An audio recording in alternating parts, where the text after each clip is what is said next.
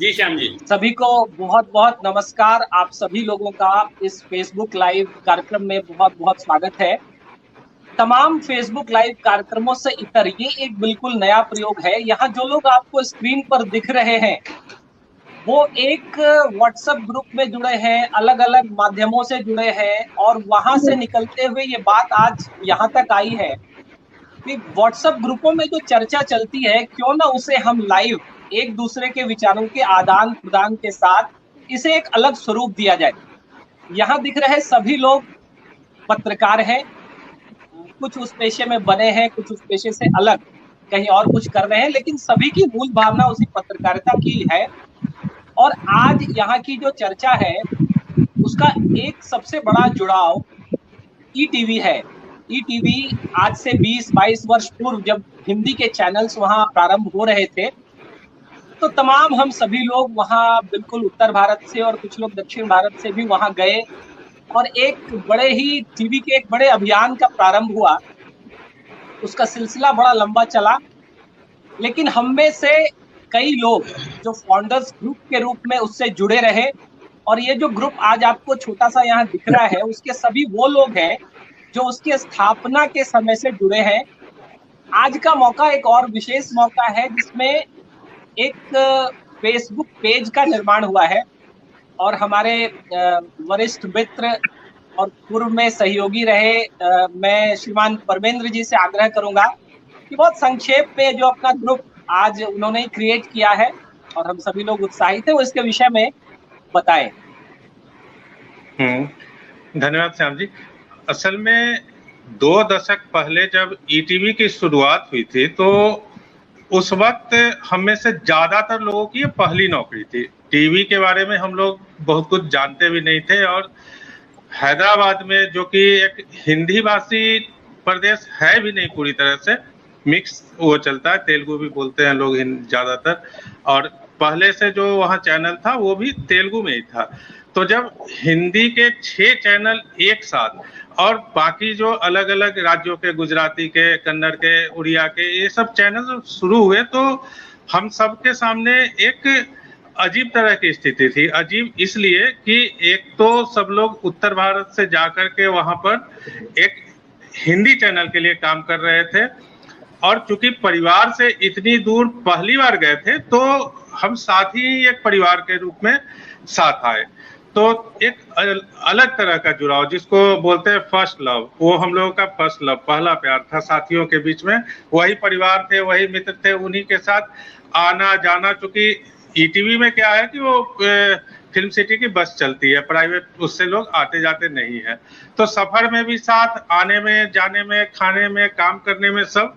तो एक लगाव जो ऐसा बना जो फाउंडर्स के बीच में, वो इतना प्रगाढ़ बना, इतना मजबूत बना कि 20 साल के सफर के दौरान हम में से ज्यादातर साथी देश के अलग अलग चैनलों में चले गए और अलग अलग भूमिकाओं को आज भी मतलब अलग अलग भूमिकाओं को जी रहे हैं। लेकिन उनके बीच जो ये ग्रुप, व्हाट्सएप ग्रुप पर जो है एक जुड़ाव बना रहा, वो कभी टूटा नहीं, वो मजबूत ही होता गया। जो लोग इसको आपको मतलब ये जब हम फेसबुक पेज के माध्यम से जुड़ रहे हैं तो जो ग्रुप के बाहर के साथी हैं, जो दर्शक हैं, जो मित्रगण जुड़े हैं, उनको बता दें कमाल की बात कि हमारे व्हाट्सएप ग्रुप में एक रूल है। ये रूल हम लोगों ने खुद बनाया है। रूल ये है कि यहाँ से कोई एग्जिट नहीं करेगा, नाराज हो जाए, नाराजगी के बावजूद रहना यही है, जाना नहीं है कहीं। और जो हमारी चर्चाएं चलती हैं, जाहिर सी बात है हम सभी पत्रकार हैं तो समसामयिक विषयों पर ही हमारी चर्चाएं चलती हैं और बीच बीच में हम लोग उन दिनों को जी भी लेते हैं।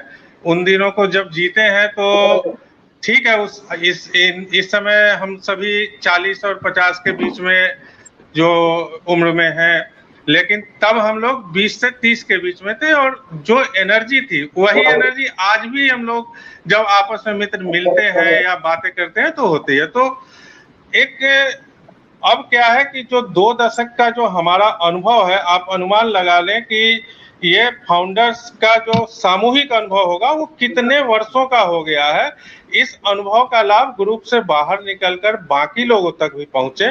क्योंकि अब हम लोग हर चीज के बारे में, खबरों के बारे में, चुनाव के बारे में, तमाम चीजों के बारे में एक ऐसी सोच हम लोगों के पास आ गई है, एक ऐसा अनुभव आ गया कि हम लोग चीजों को बेहतर समझ सकते हैं, उसके पीछे की राजनीति। जैसे श्याम जी, इस समय श्याम जी का एक कार्यक्रम मुझे याद आ रहा है, वो मतलब क्या था श्याम जी, वो सुर्खियों से आगे। हाँ, सुर्खियों से आगे। हाँ, सुर्खियों से आगे, मतलब कि हेडलाइंस के नाम तो आगे है, लेकिन हम हेडलाइंस के पीछे की भी खबर श्याम जी तलाशते थे। और ऐसे ही हम लोग खबर को जो सूंघते हैं और समझते हैं कि क्या है, उसके पीछे जो है विश्लेषण जो है जब हम करते हैं, एक लाइन की खबर पे आधे आधे घंटे के शो जब हम बनाते हैं, तो उसके पीछे यही अनुभव है, यही जो है वो विशेषज्ञता है। तो हम लोग ये सोच करके इस पेज पर आए कि ये सिर्फ ग्रुप तक न सीमित रहे, एक ज्यादा से ज्यादा लोगों तक पहुंचे। और आज का जो विषय है, आज का विषय हम लोगों ने जो रखा है वो ये है कि राजनीति में जो हम देखते हैं कि पूरे देश में ये चर्चा चलती है, इसलिए हमने जानबूझ करके आप लोगों से जुड़ने के लिए पहले विषय के रूप में इसे चुना कि राजनीति का जो स्तर है, लोग अक्सर बोलते हैं कि पहले क्या राजनीति हुआ करती थी और आज क्या हो गई है, या कई बार हम लोग खुद सुनते हैं तो अफसोस करते हैं कि कैसे लोग बोलते हैं, कैसे नेता बोलते हैं, क्योंकि लोग, देश की जनता उन्हें एक आदर्श के रूप में देखती है, उनकी बातों पर हम लोग चर्चा करते हैं, देश चर्चा करता है।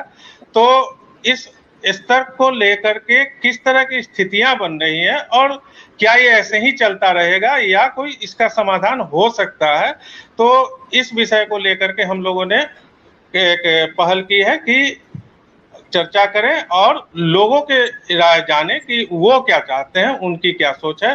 तो श्याम जी के पास मैंने ज्यादा वक्त आपका नहीं लूंगा, श्याम जी आगे बताएंगे आपको।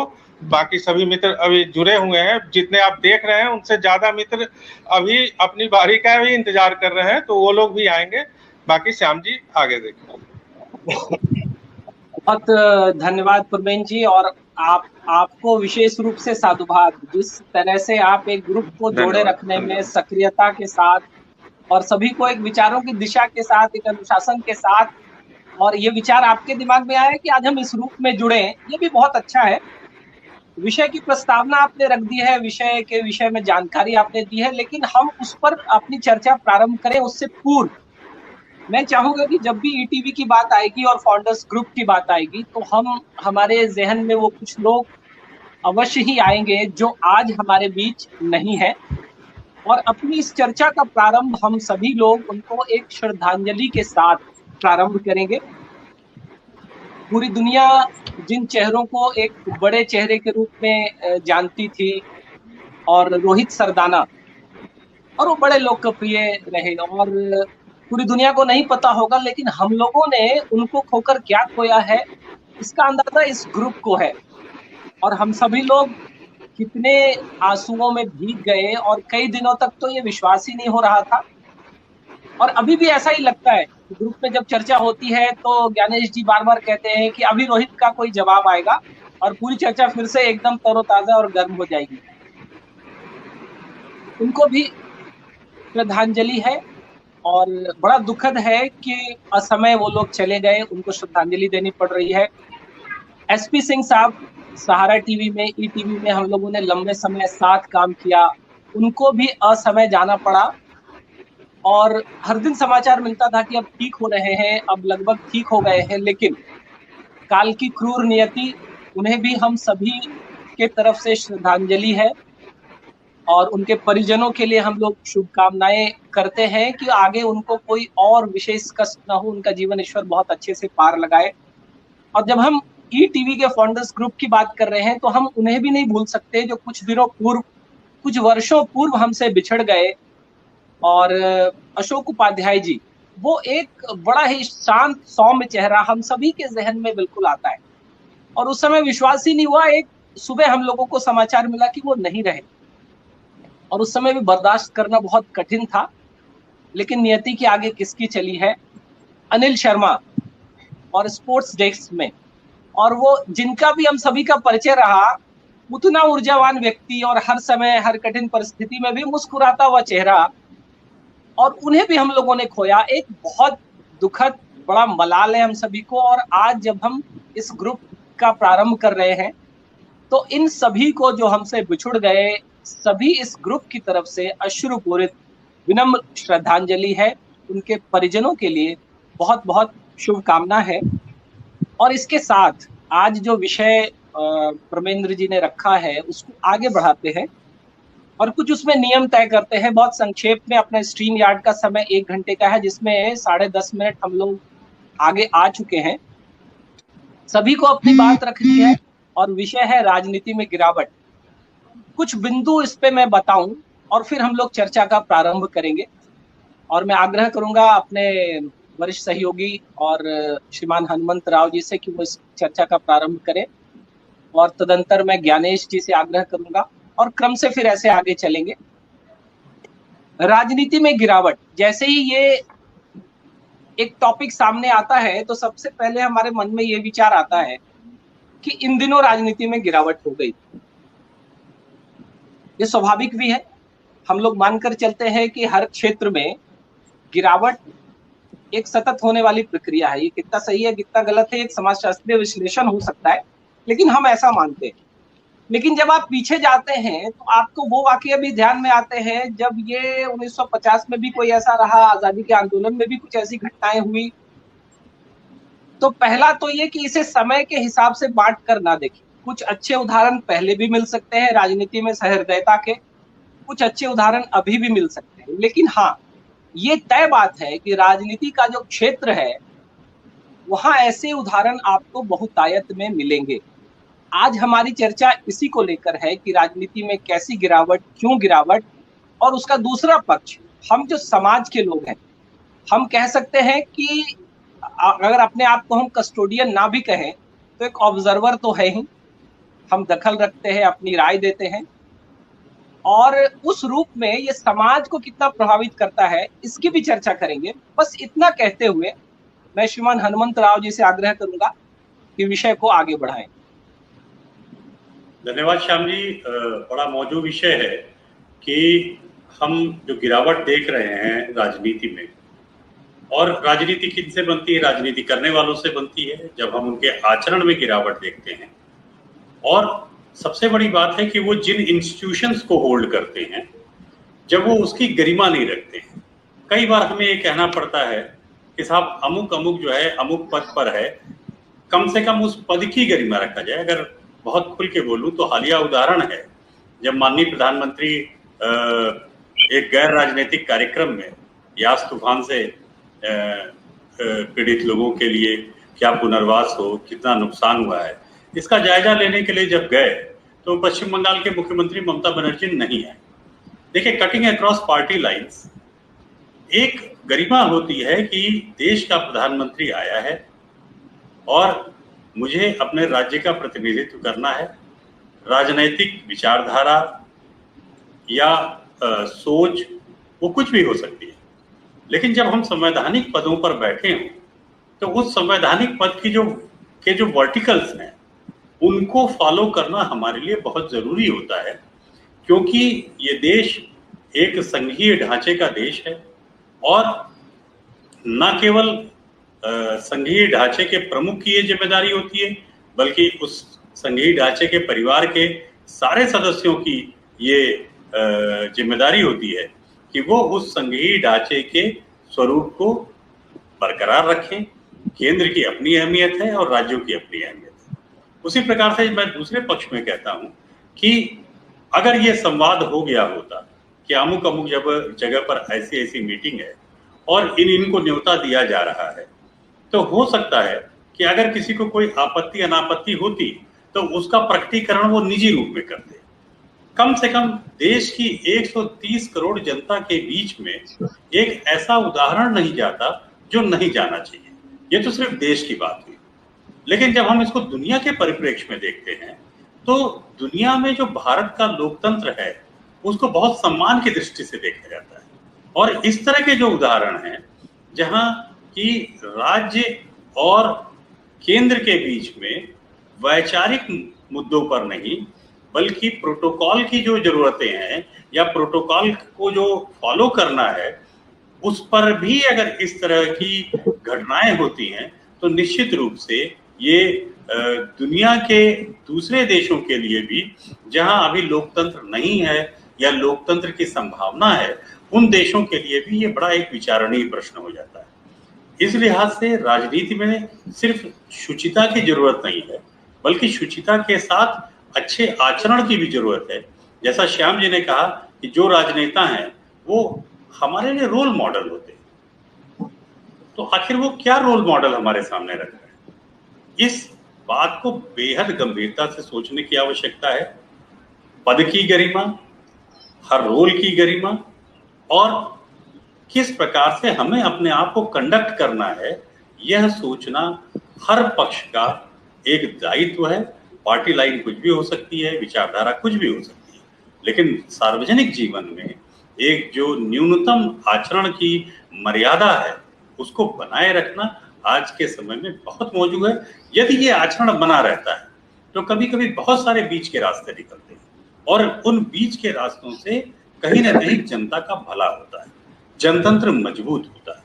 तो हमारी अपेक्षा हमारे राजनेताओं से या लोकतंत्र में जीने वाले हर प्राणी से हमेशा यही होगी कि वह अपने सार्वजनिक जीवन के आचरण को शुचिता और शुचिता के साथ में एक जिसको कहते हैं कि स्वीकार्यता, आदर्शवादिता अगर ना भी हो तो कम से कम स्वीकार्यता हो, इस पहलू पे लोग ध्यान देंगे। श्याम जी, ये एक छोटी सी बात रख के मैं चाहूंगा कि हमारे और भी साथी इस पे अपनी राय रखें। बहुत आपने संक्षेप में बहुत गहरी बातें कही हैं राव साहब। जो विरोध है और आपत्ति है वो द्वेष और नफरत में ना बदल जाए।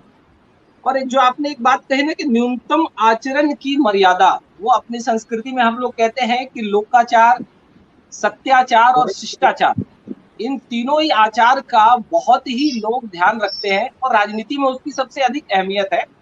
ऐसा नहीं जब देखने को मिलता है तो मन खट्टा होता है और राजनीति, पूरी राजनीति से ही कहीं ना कहीं लगता है कि ये एक ऐसी जगह है जहां अच्छे लोगों को नहीं जाना चाहिए। हालांकि अच्छे उदाहरणों की भी कमी नहीं है। वही प्रधानमंत्री जब उड़ीसा जाते हैं तो वहां के मुख्यमंत्री उनको रिसीव करने आते हैं और बहुत अच्छी तरीके से बात होती है। दोनों ही तरह के उदाहरण है। मैं ज्ञानेश जी से समझना चाहूंगा, आपने बड़े लंबे समय से अलग अलग संस्थानों में आप रहे, राजनीति को करीब से देखा है और बहुत चीजें आपने देखी हैं। आज के दौर में हम राजनीति में गिरावट की चर्चा कर रहे हैं, ज्ञानेश जी आप क्या कहेंगे? श्याम जी, पहले तो ईटीवी के सभी मित्रों को नमस्कार और ढेर सारा प्यार, और यही प्यार बना रहे, हम यही कोशिश करेंगे। दो बातें स्पष्ट करना चाहूंगा इसमें कि देखिए, जो हम लोग टॉपिक पर डिस्कशन कर रहे हैं कि राजनीति में गिरता हुआ स्तर, तो हमें समझना पड़ेगा कि राजनीति है क्या। आज के दौर में राजनीति है क्या। पहले राजनीति एक समाज सेवा होती थी, सामाजिक कार्य के रूप में देखा जाता था। राजनीति मतलब कि आप समाज के हित के लिए जा रहे हैं। आज के मौजूदा परिवेश में राजनीति एक उद्योग बन चुका है। इसमें पहले शाह वाले लोग, पैसे वाले लोग, अगर आप एडीआर का आंकड़ा लें, चाहे आप खुद लोकसभा में आप काम करते हैं, आप पत्रकार हैं, आप संपादक हैं, अगर आप आंकड़ा निकालेंगे तो एक भी आदमी आपको वहां पर गरीब तबका नहीं मिलेगा। जबकि हमारे देश की आबादी क्या है हम सब जानते हैं और वहां पर क्या आर्थिक स्थिति है हम सब जानते हैं। दो बातें स्पष्ट हैं, राजनीति में गिरावट नहीं आई है। पहले आज से 15 से 20 साल पहले राजनीति का अपराधीकरण पर चर्चा होती थी, याद करिए। आज के दौर में भले ही हम लोगों ने इस टॉपिक को उठाया है कि गिरता हुआ स्तर, जबकि ये टॉपिक है नहीं। राजनीति में गिरता हुआ स्तर, नैतिकता, ये सब बातें कब की गौन हो चुकी है। मीडिया से, समाज से, चर्चाओं में, बहसों में अब इन पर कोई बहस करता नहीं है। ये अच्छी बात है कि धर्मेंद्र जी और हम सब लोगों ने मिलकर इस चर्चा को प्रारंभ किया। तो मैं स्पष्ट कर दूं कि देखिए, राजनीति क्या है। हमारा लोकतंत्र बहुत लंबा नहीं है, 70 साल का लोकतंत्र है। आजादी के पहले सभी लोग राजनीति तो करते नहीं थे, सब लोग समाज सेवा थे और आंदोलनकारी स्वतंत्रता के लिए आंदोलन कर रहे थे। तो कोई भी वहां पर राजनीति करने वाला नहीं था। आजादी के बाद अगर आप 20 साल तक देखें तो नेहरू जी आए, सबको राजनीति करना सिखाया। आप चर्चा करेंगे तो आप सोचिए कि राजनीति जब हमारे देश आजाद हुआ तो कौन थे वो? राजनीति करने वाले तो कोई थे नहीं, क्योंकि हम लोगों ने देश को आजाद करा था, आपस में राजनीति तो करनी थी नहीं। राजनीति का असर तो आप देखेंगे कि 70 के दशक के बाद से उसमें गिरावट आती गई। हम पहले अपराधीकरण की चर्चा करने लगे और बाद में आज देखिए जो हम लोग चर्चा कर रहे हैं, मेरे हिसाब से मौजूद नहीं है आज की तारीख में। इसका कोई अस्तित्व नहीं है कि हम इस पर चर्चा करें। अच्छी बात है, हम पत्रकार हैं, हम किसी भी टॉपिक पर चर्चा करेंगे। दूसरी बात, राव साहब ने जो कहा, जो कही बात की, उड़ीसा के मुख्यमंत्री ने ये बड़ा वेलकम किया। उड़ीसा में जब वो राहत कार्यों के लिए प्रधानमंत्री ने बैठक बुलाई थी, वहां विपक्ष के नेताओं को नहीं बुलाया गया। और पश्चिम बंगाल में जो प्रधानमंत्री ने बैठक बुलाई थी, उसमें विपक्ष के नेताओं को बुलाया गया था। तो राजनीति में जब 2 स्तर का कार्यक्रम होगा तो जाहिर सी बात है क्रिया के पीछे कि आगे प्रतिक्रिया होती है, और हम जानते हैं कि ये उनका एक अलग विषय। कौन सही है कौन गलत है ये तो पब्लिक तय करती है, लेकिन वक्त लगता है, पाप लगता है, तब तक वो राजनीति पूरे समाज का नाश कर देती है। और देख रहे हैं हाल के दिनों में क्या हो। मेरा अपना मानना ये है कि देखिए, राजनीति का स्तर निम्न नहीं हुआ है। जब आप पहले हमें आजाद हुए देश का जब आजादी मिली तो समाजवाद काफी दिन चला। समाजवाद जब था, आर्थिक समाजवाद का एक परिकल्पना देखना है। तब तक तो नैतिकता की बातें होती थी। लाल बहादुर शास्त्री नैतिकता के आधार पर इस्तीफा भी दिया था, लेकिन आज सारे नेता, आज के दौर के नेता, सब लोग लाल बहादुर शास्त्री को याद तो जरूर करते हैं, उस घटना को जरूर याद करते हैं कि उन्होंने इस्तीफा दिया था रेल के दुर्घटना के बाद, लेकिन कोई अपनी गलती मानने तक को तैयार नहीं होता है। तो आप कैसे उम्मीद करेंगे ऐसे नेताओं से, ऐसे राजनीतिज्ञों से, ऐसे राजनीतिक पार्टियों से कि इसका स्तर नीचे जा रहा है? तो हमें ये ध्यान रखना पड़ेगा। तो अब ऐसे में रास्ता क्या है, सोल्यूशन क्या है? हम समस्या की बात करेंगे तो सोल्यूशन नहीं है। दरअसल क्या है, हमारा सामाजिक जो सरोकार, देश का जो सामाजिक ढांचा आपसी प्रेम कर रहा है, उसको जब तक हम लोग सुदृढ़ नहीं करेंगे, आपसी एकता, जो प्रांतों में विभेद बढ़ गया है। 70 के दशक के बाद देश में राजनीति ने ऐसी पराकाष्ठा पाई कि हम प्रांत में बट गए, भाषा के स्तर पर बटे, और तब वो हर पार्टियों में अपना पीछे होते चला गया। तो हमें ये समझना होगा कि इसका सोल्यूशन ये है कि देखिए, राजनीति तभी हावी होता है हमारे समाज पर जब जनता कमजोर होती है, मतलब लिटरेसी रेट कम। तो हम राजनीति को अगर अपने सामाजिक स्तर पर हावी नहीं होने देंगे तो राजनीति कभी भी क्या कहते हैं, उसको गंदी नहीं हो सकती है। हम उसको मौका देते हैं कि तुम गलत करो, और इस मौका देने वाले और उसको पकड़ने वाले कौन है? हम पत्रकार बंधु। हमें जागरूक रहना पड़ेगा, हमें आगे आना पड़ेगा, बताना पड़ेगा कि ये राजनीतिक दल ये इस पॉइंट पर गलत है, इनको ये करना चाहिए। तो दरअसल क्या है, राजनीतिक में जो गिरावट आई है उसको पकड़ने का काम, उसको ढांचा उसमें संभालने के का काम, तमाम जिम्मेदारी पत्रकारों पर बहुत ज्यादा आती है। पत्रकार ही समाज का आंख है, आईना है। दुख इस बात का है कि कभी कभी जब हमारा पत्रकारिता या हमारा पत्रकार समाज अपने पद से अलग हो जाता है तो समाज पर हावी हो जाता है, और फिर उसका नैतिक पतन हो जाता है, और उसका सजा भुगतती है देश की। तो मौजूदा दौर में जो टॉपिक है बहुत अच्छा टॉपिक है, लेकिन फिलहाल मुझे नहीं लगता है कि पॉलिटिकल सर्किल में या देश की जनमानस पर कोई इस बात को लेकर चर्चा करेगा कि राजनीति स्तर क्या रहा है। सब जानते हैं कि राजनीति अब स्तर बचा ही नहीं, कोई स्तर नहीं बचा। सबसे निचले स्तर पर राजनीति होती है, पहले भी होती रही है, आज भी हो रही है, कोई नई बात नहीं है। दुनिया के तमाम लोकतांत्रिक देशों में राजनीति का स्तर हमेशा नीचे जाता है, ऊपर आता है, लेकिन ऊपर नीचे जाने का क्रम जो है वहाँ का मीडिया, वहाँ की जनता उसको संभालती है, उसको जगह देती है। यही मेरा थैंक यू। बहुत अच्छा ज्ञानेश जी, मुझे लगता है कि इस पूरी चर्चा में जो कुछ रोचक बातें सामने आनी चाहिए थी, पत्रकारिता की भूमिका, जनता कितनी जिम्मेदार, वो सारी बातें आप लेकर आए हैं। मैं आगे आग्रह करूंगा परमेंद्र जी से और उनकी प्रमेंद्र जी अगर जुड़ रहे हो तो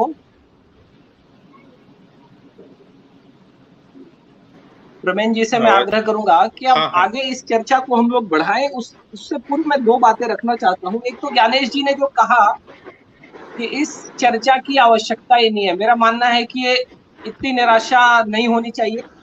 अगर हम ये चर्चा कर रहे हैं तो ये अपने आप में एक सकारात्मक बात है। दूसरी बात उन्होंने कही कि जब ये स्थिति कब आती है, जब जनता कमजोर होती है।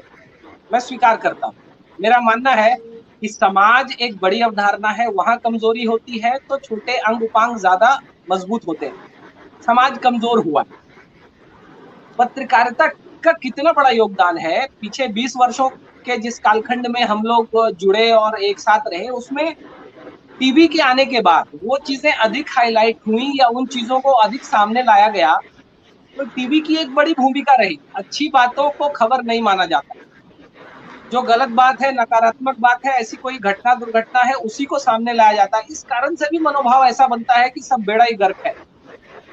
प्रमेंद्र जी से मैं इस विषय पर जानना चाहूंगा, आज पत्रकारों का एक समूह ऐसी भी चर्चा कर रहा है और मुझे लगता है कि ऐसे पत्रकार बड़ी संख्या में है।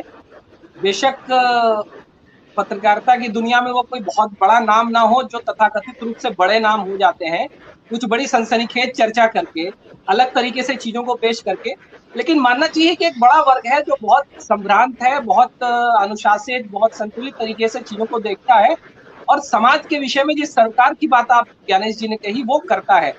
मैं प्रवीण जी से इन विषयों पर समझना चाहूंगा।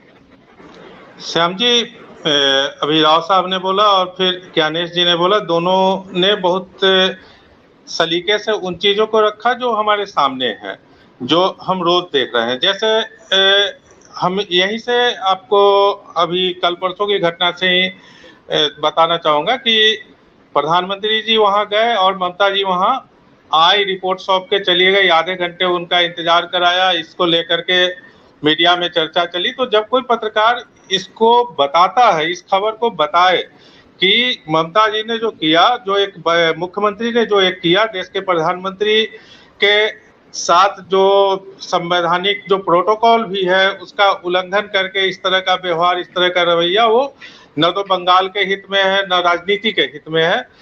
वो तो साथ में हमें देखना पड़ेगा कि पहले किस तरह के आदर्श हमारे सामने आए। 2013 में जो है नेशनल इंटीग्रेशन काउंसिल की मीटिंग थी, प्रधानमंत्री मनमोहन सिंह ने बुलाई थी, मोदी जी ने उस मीटिंग को स्किप किया था। तो कहने का मतलब यह है कि 2014 में चुनाव होने वाले थे, 2013 में वो मीटिंग स्किप हुई। अभी 2021 में चुनाव हुए हैं बंगाल के और 2021 के जस्ट चुनाव के बाद की ये हालात है। तो कहने का मतलब ये है कि हमारी राजनीति के जो पतन की जो हम लोग बात करते हैं वो इसलिए सबसे ज्यादा आता है, इसलिए ये नीचे की ओर जा रहा है क्योंकि चुनाव से इतर राजनीति को न हम सोचते हैं, न हमारी राजनीतिक पार्टियां सोचने को तैयार हैं। सब कुछ चुनाव में केंद्रित कर दिया गया है और नतीजा ये होता है कि चुनाव के पहले से लेकर के जो बातचीत में, भाषणों में जो कटुता शुरू होती है, मुझे सबसे बुरी तब लगी थी बात कि चुनाव प्रचार के दौरान कांग्रेस की तत्कालीन अध्यक्ष सोनिया गांधी गुजरात के मुख्यमंत्री नरेंद्र मोदी के बारे में मौत का सौदागर की बात करती है।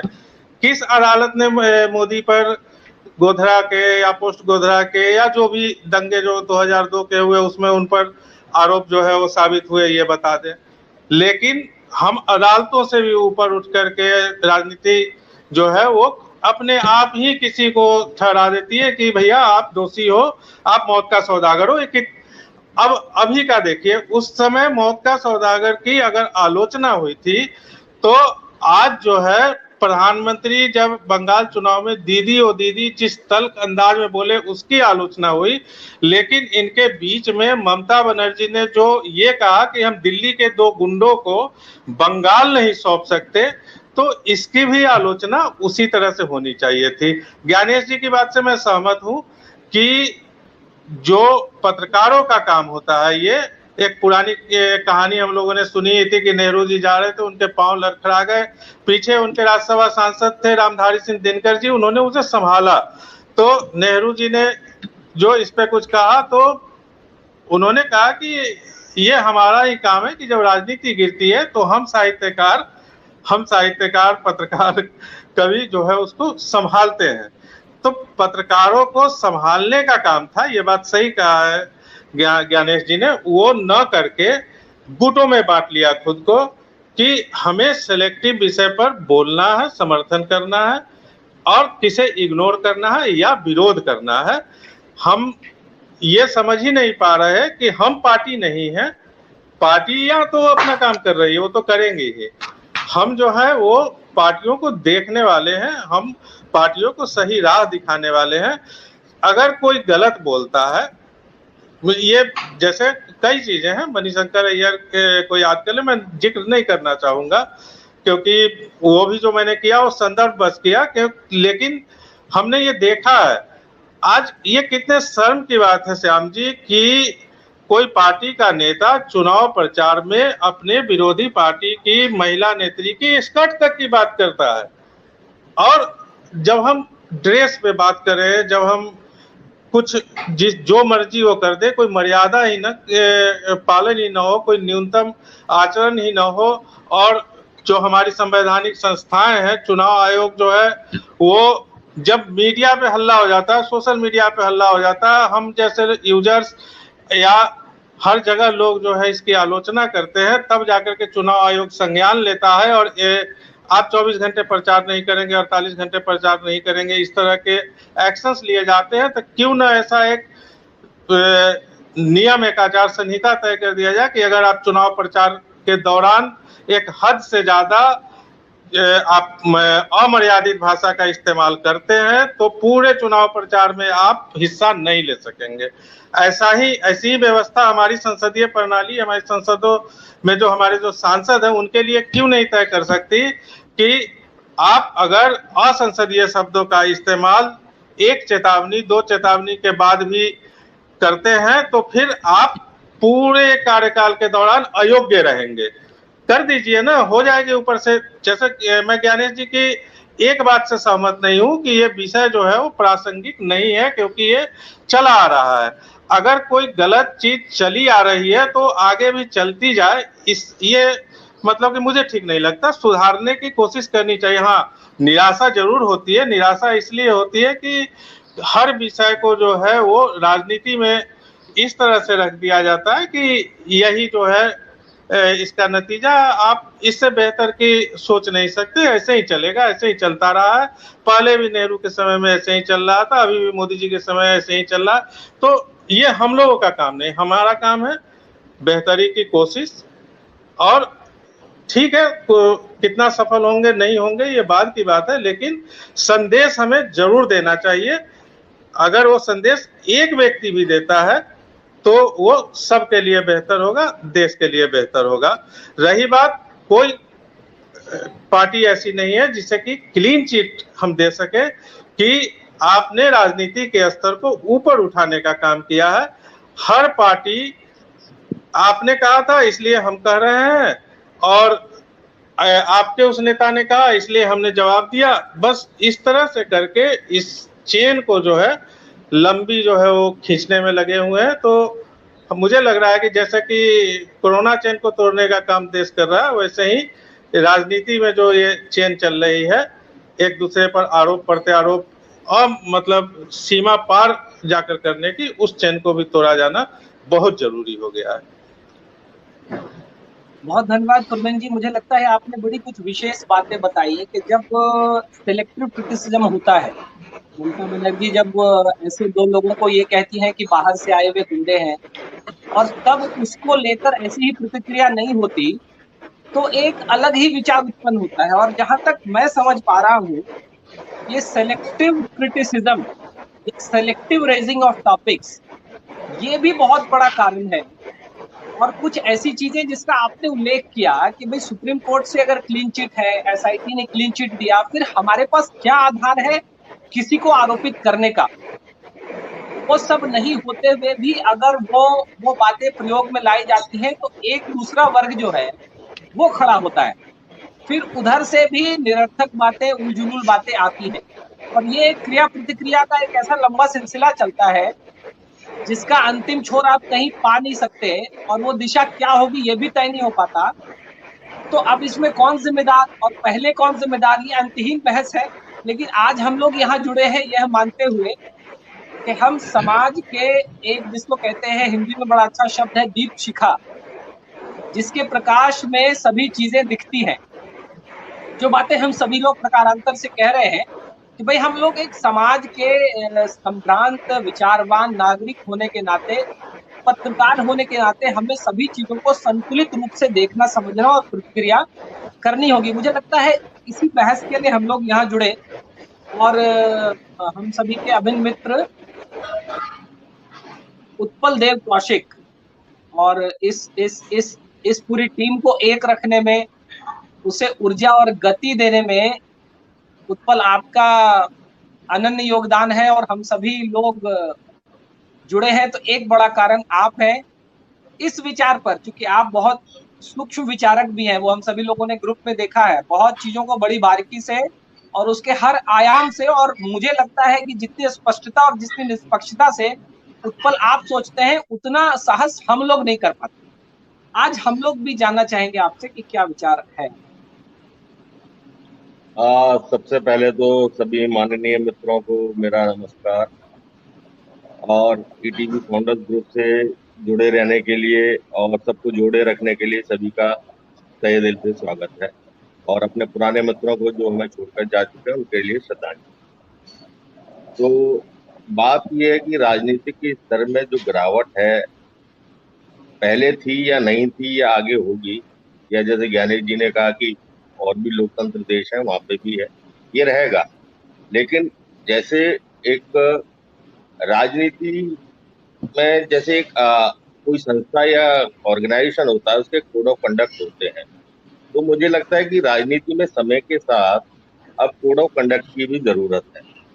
चाहे वो सांसद अपने लिए खुद कानून बनाकर लाए, चुनाव आयोग लाए या सुप्रीम कोर्ट लेकर आए, तो कहीं ना कहीं एक कोड ऑफ कंडक्ट की जरूरत है। वैसे ये ठीक है कि ममता ने क्या किया या नवीन पटनायक ने अच्छा उदाहरण पेश किया या नेहरू जी ने किया गांधी ने किया, ये तो अनवरत सिलसिला रहेगा। और कोई भी ये सोचकर नहीं करता कि उस समय नेहरू ने इतना ध्यान भी नहीं होता होगा कि नेहरू ने उस समय 65 में ऐसे किया होगा, वो मीटिंग का बहिष्कार किया होगा, या मोदी ने NIC की मीटिंग का बहिष्कार किया होगा। ये हमें भी बाद में पता लगता है पत्रकार लोगों को कि आजकल चूंकि सूचना क्रांति का दौर है कि पुरानी चीजें कब क्या हुई तो वो 2 मिनट में निकल के आ जाती है। तो उन पर ना जाकर अगर ये देखा जाए कि सबसे बड़ी बात है कि पत्रकारों का स्टैंड, क्योंकि राजनीति में सिर्फ राजनीति नेता नहीं करते, उसमें अब आज के समय में अब उसमें एक तरह से भागीदारी जनता की, पहले जनता की भागीदारी सिर्फ वोट देने तक थी कि ठीक है हमने वोट दे दिया, ठीक है, नहीं दिया कोई फर्क नहीं पड़ता, दे भी दिया तो हमारा क्या जाएगा, ऐसा नहीं होता। और पत्रकार लोग तो शुरू से जुड़े रहे हैं। पत्रकार अगर राजनीति पहले जुड़े थे, लेकिन अब पत्रकार लोग ज्यादातर राजनीति करने लगे। अब उसमें सबसे बड़ी फैक्टर आ गया है कि पहले एक विचार था, उस विचार ही करीब 30-40 साल चला, दूसरा विचार नहीं था, उस विचार को पनपने में भी इतने साल लगे, तो बाद में जाके 2 विचारों को एक विरोधाभास रहा या उनमें एक टकराव रहा, बीच में जैसे बताया समाजवाद रहा। तो हर तरह का एक वाद आता है, हर अपनी सोच से वो चलाता है, कहीं उसको एक्सेप्टेंस मिलती है, कहीं नहीं मिलती, किसी को देश में मिलती है, किसी को छोटे से प्रांत में वहां तक सीमित हो जाता है। तो हमको वो, और आजकल तो राष्ट्रवाद है जिसमें हर आदमी 2 खेमों में बट चुका है, और वो स्तर सिर्फ इसलिए है कि राजनीति में पहले जो राजनीतिक लोग थे कि अगर ये कहते थे राजनीति नहीं समाज सेवा करने आए, कहना गलत है। पहले भी लोग राजनीति करने आए थे, जो समाज सेवी थे वो भी राजनीति करते हैं, और बिना राजनीति के ना तो समाज सेवा हो सकती, और आप सिर्फ समाज सेवा करेंगे तो राजनीति नहीं कर पाएंगे, आप सिर्फ NGO चला सकते हैं। तो राजनीतिक स्तर पहले भी ऐसा ही था, या लोगों को नहीं पता था, या अब ज्यादा हो गया है। अब क्योंकि बिल्कुल फास्ट एंड फ्यूरियस टाइप का मामला है कि आजकल मोबाइल है, टीवी है, सब कुछ है। सबसे बड़ी बात, आजकल आदमी में पेशेंस नहीं है, धैर्य नहीं है, आगे बढ़ने के लिए बिल्कुल भी धैर्य नहीं। हर आदमी 2 मिनट में मैगी नूडल्स की तरह बनाना चाहता है कि 2 मिनट में वो हाईलाइट हो जाए, लोग जाने, चाहे वो नेगेटिविटी के लिए जाने या पॉजिटिविटी के लिए। पॉजिटिविटी में बहुत टाइम लगता है, नेगेटिविटी में 2 है। मिनट में लगता है। आप जैसे पूरे कागज ब्लैंक पेपर ले लें व्हाइट, उसमें एक ब्लैक पॉइंट कहीं कोने में रख दे, अब पूछे इसमें क्या है, कोई ये नहीं बताएगा ये व्हाइट पेपर है, वो उसी पॉइंट पे जाके करेगा कि यहाँ ये ब्लैक है, तो वो नेगेटिविटी उसमें दिखती है। तो वही पत्रकारों को आजकल दिख रहा है कि इंस्टेंटली क्या करना है, क्या कमी है उसको लेना, वही उसी तरह की डिबेट जब तक वो मसालेदार ना हो, सेंसेशनल ना हो, तब तक लोग जुड़ेंगे नहीं। तो पब्लिक का टेस्ट भी वही हो गया है। एक जैसे कहते हैं ना, एक बचपन में होता है कि क्राइम टाइप में, हाथ में आपके पास गन है और ये वो फाइटिंग टाइप में, तो उसी तरह का आदमी एक सनसनीखेज जाना जाता है। खबरों से अब उसे ताल्लुक नहीं है, खबर आती है जो आती है वो चली भी जाती है। तो उसमें रोल जो है वो फैक्टर भी पत्रकारों का भी है जो उससे जुड़े हुए हैं, क्योंकि वो सही चीजें नहीं इंटरप्रेट करते हैं, सिर्फ गलत चीजों को ही या उस सेंसेशनल चीजों को ही लेकर आते हैं। तो ये स्तर तो पहले भी था, है और हो सकता है आगे भी रहेगा, लेकिन राजनीति स्तर में अब मैं किसी का नाम नहीं लूंगा कि किसने क्या कहा या ये तो एक है, लेकिन मोदी साहब ने भी एक बार बोला था संसद में कि चुनाव आते हैं, चुनाव के समय 1-2 महीने का पीरियड होता है जिसमें तल्खी भी हो जाती है, और वो ठीक है तल्खी हो जानी चाहिए, लेकिन बाकी लोगों को भी अपने कोड ऑफ कंडक्ट का ध्यान रखना चाहिए कि बिलो द बेल्ट नीचे आके बात ना की जाए। खाली ये मोदी साहब ने पहले क्या किया या अब नहीं कर रहे हैं, वो संवैधानिक पद पर है, या बाकी और लोग भी संवैधानिक पद पर है, उनको भी सोचना चाहिए, चाहे वो विपक्ष के नेता हो या हो सकता है इस समय सत्ता में नहीं हो, लेकिन अगर सत्तारूढ़ विपक्ष भी है कहीं तो उनको भी इन चीजों को देखना चाहिए। तो ये आपसी समन्वय का है, लेकिन अब ज्यादातर क्या है कि लोगों में वजूद की बात आ गई है, कि राजनीतिक वजूद ये लगने लगा है कि हमारा एक वजूद जो था वो हमारा एक औरा बना हुआ था 20, 40, 50 साल का, या एक छोटे से स्टेट का भी किसी का 20-25 साल, वो टूट रहा है। तो टूटने की वजह से राजनीतिक दल या एक पक्ष नहीं है या एक दल नहीं है, वो समय के साथ चेंजेस हैं। लोगों की लिटरेसी, जैसे उन्होंने कहा लिटरेसी नहीं थी, लेकिन लिटरेसी बढ़ी है समय के साथ। आज मीडिया है, इतना सोशल मीडिया हो गया, खाली सोशल मीडिया पे नहीं है कि सिर्फ IT सेल है या और लोग पार्टी के लोग जुड़े, सोशल मीडिया पे हर तरह का आदमी है। एक रेडी वाला अगर वो लिखना भी जानता है पनवाड़ी, तो वो भी अपनी राय रखता है, एक पत्रकार भी रखता है, एक डॉक्टर भी रखता है, बिजनेसमैन भी रखता है। और सच बताओ तो पत्रकारों से बहुत अच्छे लिखने वाले लोग गैर पत्रकार लोग हैं जो वहां लिखते हैं और बहुत अच्छा लिखते हैं। तो आजकल एक बन चुका है, कोई अच्छा लिख रहा है अगर आपके फेवर का है तो साहब उस तरफ के हैं, अगर आप इस फेवर के हैं तो साहब अलग। लेकिन हमको ये देखना चाहिए खाली राजनीतिक स्तर यहाँ पे नहीं है कि आपका देश का लोकतंत्र क्या है, आपका स्तर जो है, आप इंटरनेशनल भी अगर आपकी राजनीति यहाँ पर है तो आपका स्तर की लड़ाई स्थानीय यही होनी चाहिए। लेकिन कई लोग जो है उसको इंटरनेशनल लेवल पे जाके है कि मेन मोटो है कि उसको बदनाम करो। अगर नाम नहीं कर सकते खुद भी तो बदनाम तो हो जाओ, कम से कम नाम तो होगा। लेकिन आप किसी व्यक्ति या किसी पार्टी को लेकर, राजनीति को लेकर आप कर सकते हैं, लेकिन उसके साथ देश के साथ खिलवाड़ करना ये कहीं भी उचित नहीं है। लेकिन पर्टिकुलरली यही है कि आप स्तर तो मेंटेन रखना ही पड़ेगा, लेकिन उसके लिए कोड ऑफ कंडक्ट कहीं ना कहीं जरूरत है। धन्यवाद। बहुत बहुत बहुत धन्यवाद उत्पल। मुझे लगता है कि जिन बहुत व्यवहारिक बातों की चर्चा होनी चाहिए थी वो आप इसमें लेकर आए हैं, और एक बड़ी गंभीर बात आपने कही है कि राजनीति में भागीदारी बढ़ी है, जिसकी चर्चा होती है राजनीति शास्त्र में कि पार्टिसिपेटरी डेमोक्रेसी, एक ऐसा लोकतंत्र जिसमें केवल लोग चुनाव में हिस्सा ना ले बल्कि पूरे समय सरकार की आलोचना करें या समर्थन करें वो अलग विषय है, लेकिन पूरे समय नजर है।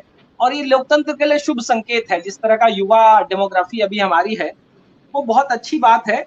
और जो सोशल मीडिया का प्रयोग है, इलेक्ट्रॉनिक माध्यमों से चीजें जो सामने आ रही हैं वो भी एक बड़ा पक्ष है कि चीजें हमारे सामने आ जा रही हैं। और एक और बड़ी महत्वपूर्ण बात आपने कही, मुझे लगता है कि इन सारे संघर्ष का, विरोधाभासों का जो जनक है, क्योंकि एक लंबे समय तक, कोई 40-50 वर्षों तक एक ही विचारधारा राजनीति में हावी रही।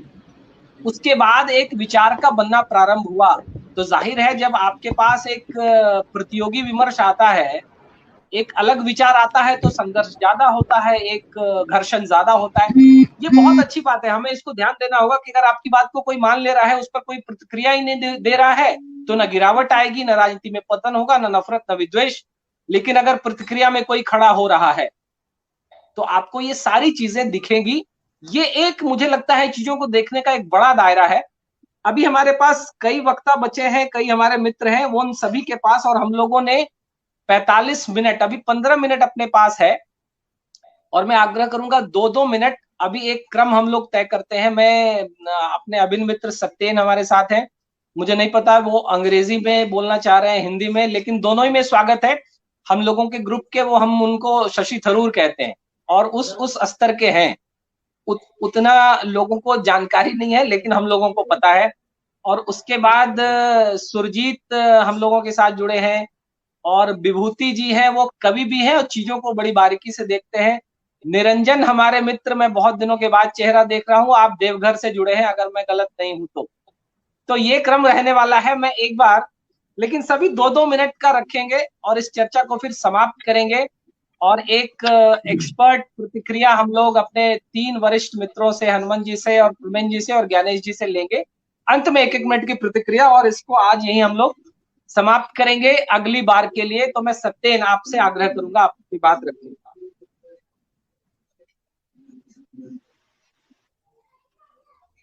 आपका ऑडियो म्यूट है सत्येन।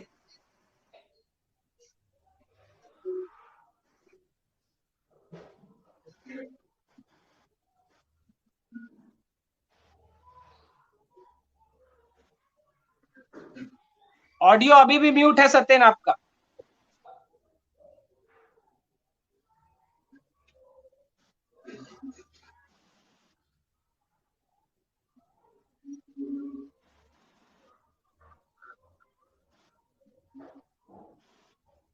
Satyen, your audio is still mute.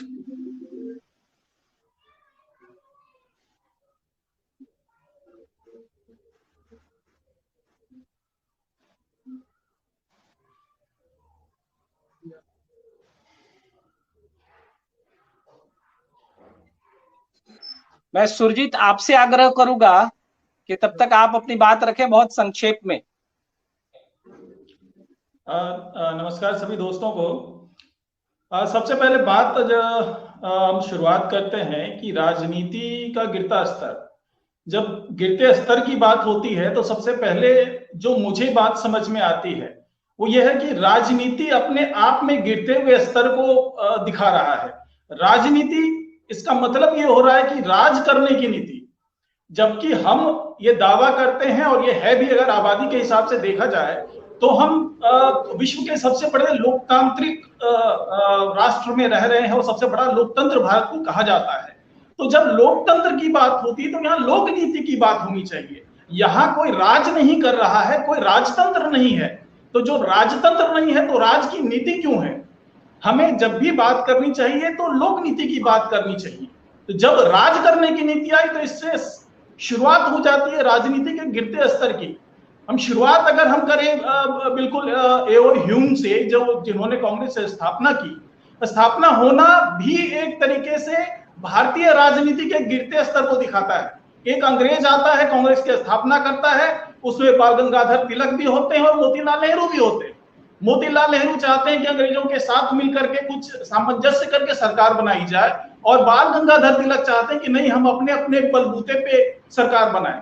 तो क्या ये यहां से शुरुआत नहीं मानी जाएगी राजनीति के गिरते स्तर की? बाद में नेहरू आते हैं।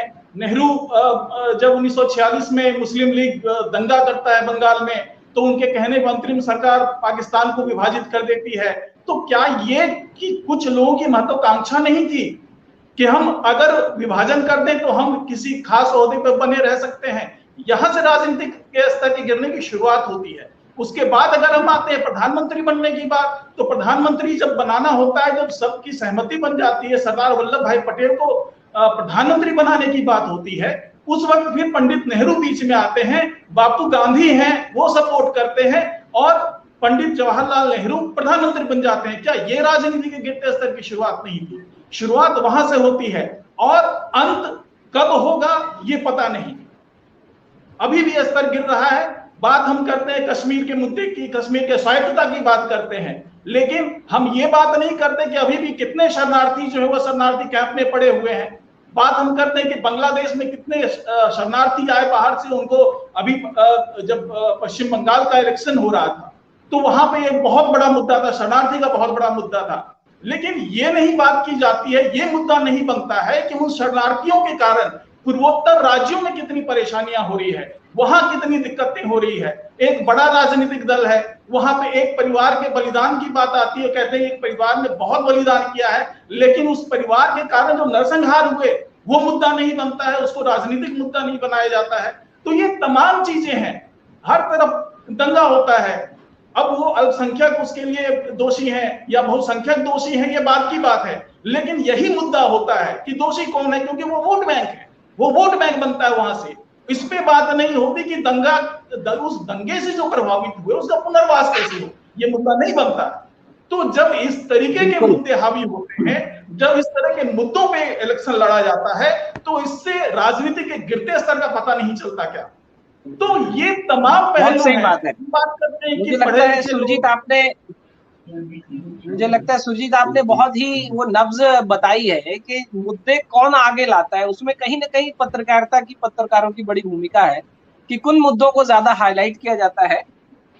और ये बहुत सही बात है कि वो पक्ष हम अक्सर ही नहीं देखते। राजनीति और पत्रकारिता का जो एक अंतर संबंध है, ज्ञानेश जी ने जिसकी प्रारंभ में चर्चा की, उस पर हमेशा चर्चा होनी चाहिए। जब हम राजनीति की बात करें तो पत्रकारिता की भी बात करें। अभी हमारे पास समय बिल्कुल कम है और 9 मिनट का समय है। इस बीच अपने 3 साथी जुड़े हैं। मैं सत्यन, अगर आपका ऑडियो ठीक हो गया हो तो आप अपनी बात रखें। So I think it's okay right now. To begin with, a quick reminder of 3 recent episodes that has drawn attention of the entire citizen. Number 1 is central government's response to COVID crisis. Second is opposition's role during pandemic, and third is center-state relation, questioning the very tenet of this federal structure of our country that has its genesis in the recent proposed meeting between PM and West Bengal Chief Minister Mamata Banerjee. To begin with, I shall raise some valid points and related points with regards to the central government, the role during pandemic. I would like to ask simple, does it need any toolkit to explain how people across the country, even in the central city, capital city of our country, left to Bhagwan Bharose for everything necessary to protect life of the citizen? Is it not the responsibility of the central government to prepare for the second wave of corona pandemic a bit early? A country where to meet the WHO recommendation, we need approx 4,55,478 more doctors and 18 lakh plus nurses. And tell me whose responsibility it is. Criticizing prior government for every failure is an excuse for the incumbent government, because people choose a new leader, a new government with a hope of change and respite, rather not to listen that what previous governments have done so far. If the present government has the audacity to abrogate Article 370 from Kashmir, sorting out many more complex problems like triple talaq, Ayodhya issue, then why not COVID crisis? Who will answer that as per the latest Human Development Report 2020, India has 8 hospital beds for 10,000 people. In comparison, China has more than 4 for just 1,000. Can demagoguery and lip service will solve this? No way. The incumbent government needs to understand that any crisis can be opportunity also. But again, that does not mean opposition will be given a walkover. Unfortunately, many examples can be put forward to prove that the role of opposition in India has been of late restricted to spreading confusion, negativity, and criticizing government for anything and everything. The toolkit conspiracy is one glaring example. However, with PM Modi at the helm of affairs, this has become order of the day for the opposition, which is not healthy either. No thinking citizen can accept that. Abuse and personal remark can be heard at Prime Minister. From Maut Ka Saudagar to Chaukidar Chor Hai campaign against PM Modi is no healthy democracy. I wish in politics the opposition needs more careful and concerning. Where there is time to fight a common enemy unitedly, it's pity the performance of opposition is sordid and deplorable. And what to say about a quarreling CM of West Bengal, who is presently basking in the glory of a recent electoral victory, out to degenerate and demoralize the PM. Every thinking citizen knows this, that 10 years of Mamata Banerjee's rule in Bengal is a report card of no industrial development, tattering health infrastructure, Muslim appeasement, divisive politics, and battering agriculture. But she demands justification for everything from the central government. Such political change is dangerous, my friend. Even it can hit Satyen, hard I'm sorry, the I will have to federal structure interrupt. of the country as well. Satyen, Just I'm completing. But I have a hope. Show the utility of a salutary dictum that while governments may have their way, the opposition must have its say, is highly infectious for the healthy of Indian politics, and it must be stopped at any cost. Thanks. Thank you. I think, Satyen, you have brought a very relevant point. The role of opposition, how is it has degraded, and what the role they should have played, they are not playing that. That is also a great factor. That somewhere that role nobody is there to play. The opposition should have played. Very rightly you have said. We can have different altogether a session for this. Now we have left with two more speakers. I will request. We are left with only 4 minutes, I think, and 1.5 minute we have in hand for one speaker. And finally, I will request Hanumant Rao ji to give a final comment regarding this whole exercise and initiative we have taken. I will request Vibhuti Mishra ji.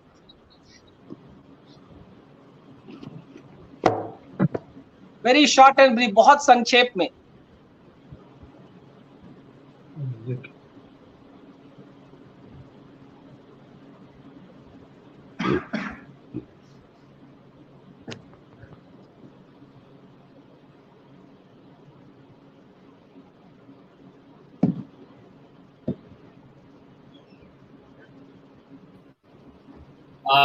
Shyam ji, थोड़ा सा ये सूचित करना था कि अपने पास समय है, जो अपने को थोड़ा सा टाइम का इसमें इशू आ रहा था टेक्निकल वाला, वो नहीं है.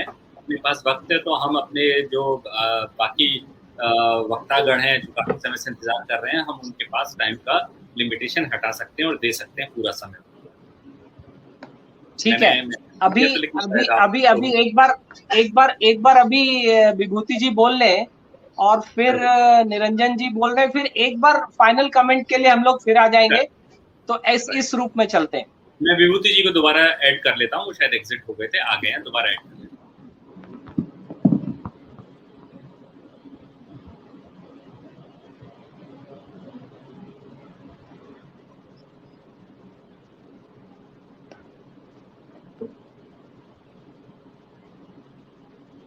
विभूति बताइए. जी आवाज आ रही है? जी बिल्कुल. देखिए, पॉलिटिक्स या राजनीति जो है अपने आप में बड़ा शब्द है, व्यापक शब्द है, जन कल्याण का शब्द. लेकिन आप सामान्य बातचीत में भी कहीं अगर ये बात करें और बोले या उसको ये लगे कि आप उसके साथ पॉलिटिक्स कर रहे हैं, राजनीति कर रहे हैं, तो देखिए कितना इसका नकारात्मक अर्थ है. ये राजनीति की स्थिति है. ईसा से 700 वर्ष पूर्व आप कल्प सूत्रों में जाएं, आप धर्म सूत्रों में जाएं, आप मत्स्य पुराण, अग्नि पुराण, कौटिल्य के अर्थशास्त्र, तमाम चीजों पे बात करें, राजनीति का मतलब यही है जन कल्याण, लोगों का कल्याण. लेकिन ऐसा नहीं कि नहीं हुआ. लेकिन जो हमारा विषय है कि राजनीति तो हमने समझ लिया, राज और नीति. राज करना ठीक है, राजतंत्र पहले ही था. राजतंत्र में क्या था, कितनी निष्पक्षता है, कितनी सूचिता है, ये जानने के लिए राजा भी भ्रमण पर निकलते थे, औचक निरीक्षण हुआ करता था. आज इसका कितना प्रतिशत है? तो राजनीति उदात्त और संकीर्ण दो चीजों के साथ. उदात्त की बात आप समझ ही रहे हैं. संकीर्णता ये है, आज जितने भी राजनीतिक दल हैं वो एक कंपनी की तरह काम कर रहे हैं. सभी दलों की जो विचारधाराएं हैं वो कहीं न कहीं से दौड़ हो गई है. एक कंपनी की तरह घाटे और मुनाफे का काम चल रहा है। यह दिक्कत है। लेकिन मैं इस बात से भी पूरी तरह असहमत हूं कि पूरी तरह निराशा का माहौल है। बिल्कुल नहीं है। जो हिंदुस्तान में हो रहा है वो पूरी दुनिया में हो रहा है, हुआ है, हो रहा है। गिरावट की बात हर जगह होती रही है। दुखद पक्ष ये है कि जो नैरेटिव से होते हैं, जहां मीडिया दिख जाती है, वो एक बहुत दुखद पक्ष है।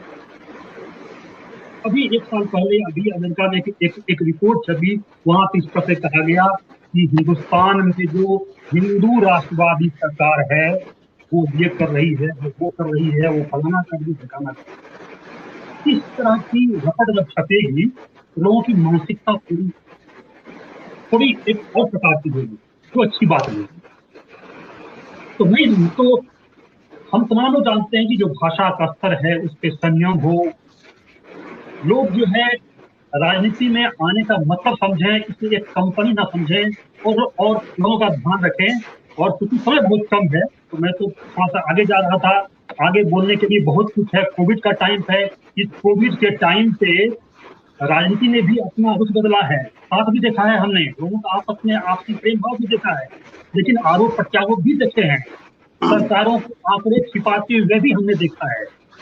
और उसकी समाधान की बात करें तो समाधान जो है वो जनता के पास, वो न्यायपालिका के पास और सबसे हम सबके पास भी है, और सबसे ज्यादा हम पत्रकारों के पास। हम कहीं ना कहीं से नकेल कस सकते हैं। दिक्कत ये है कि राजनीति में साहित्य से सारे शब्द चुरा लिए हैं और वो सारे कौन उल्टा करती है। साम्यवाद कहीं साम्य नहीं है, समाजवाद कहीं समाज नहीं है क्या? कहीं न कहीं से युक्तिवाद हावी है, अपना लोभ हावी है, कैरियर हावी है। राजनीति जिस पर जाने जी ने कहा कि एक कैरियर बन चुकी है, ये एक दुखद पक्ष है। एक छोटी सी बात है, मुझे एक कविता में लिखी थी 1989 में कि वृक्षारोपण अभियान में तोड़ ली कुछ डाले वृक्षों की ही और उसे रोक दिया उपजाऊ मिट्टी में। असली उद्देश्य की तो हो ही गई। एक योजना थी वृक्षारोपण की, उसने क्या किया कि ऐसे पेड़ जो पेड़ मिट्टी में नहीं लग सकते हैं उसको वहां पे रोक दिया। 89 की बात है। क्या फायदा हुआ इससे? और राजनीति की जो मीठी भाषा है वो हमें परेशान करती है, वो हमें दुख देती है। एक अंतिम कविता से आज मैं अपनी बात को समाप्त करना चाहूंगा। तुम चंदा हो, तुम सूरज हो, मैं अदना हूं, अंतिम हूं। आप राजा हो, मैं दीन हूं, यानी गरीब हूं।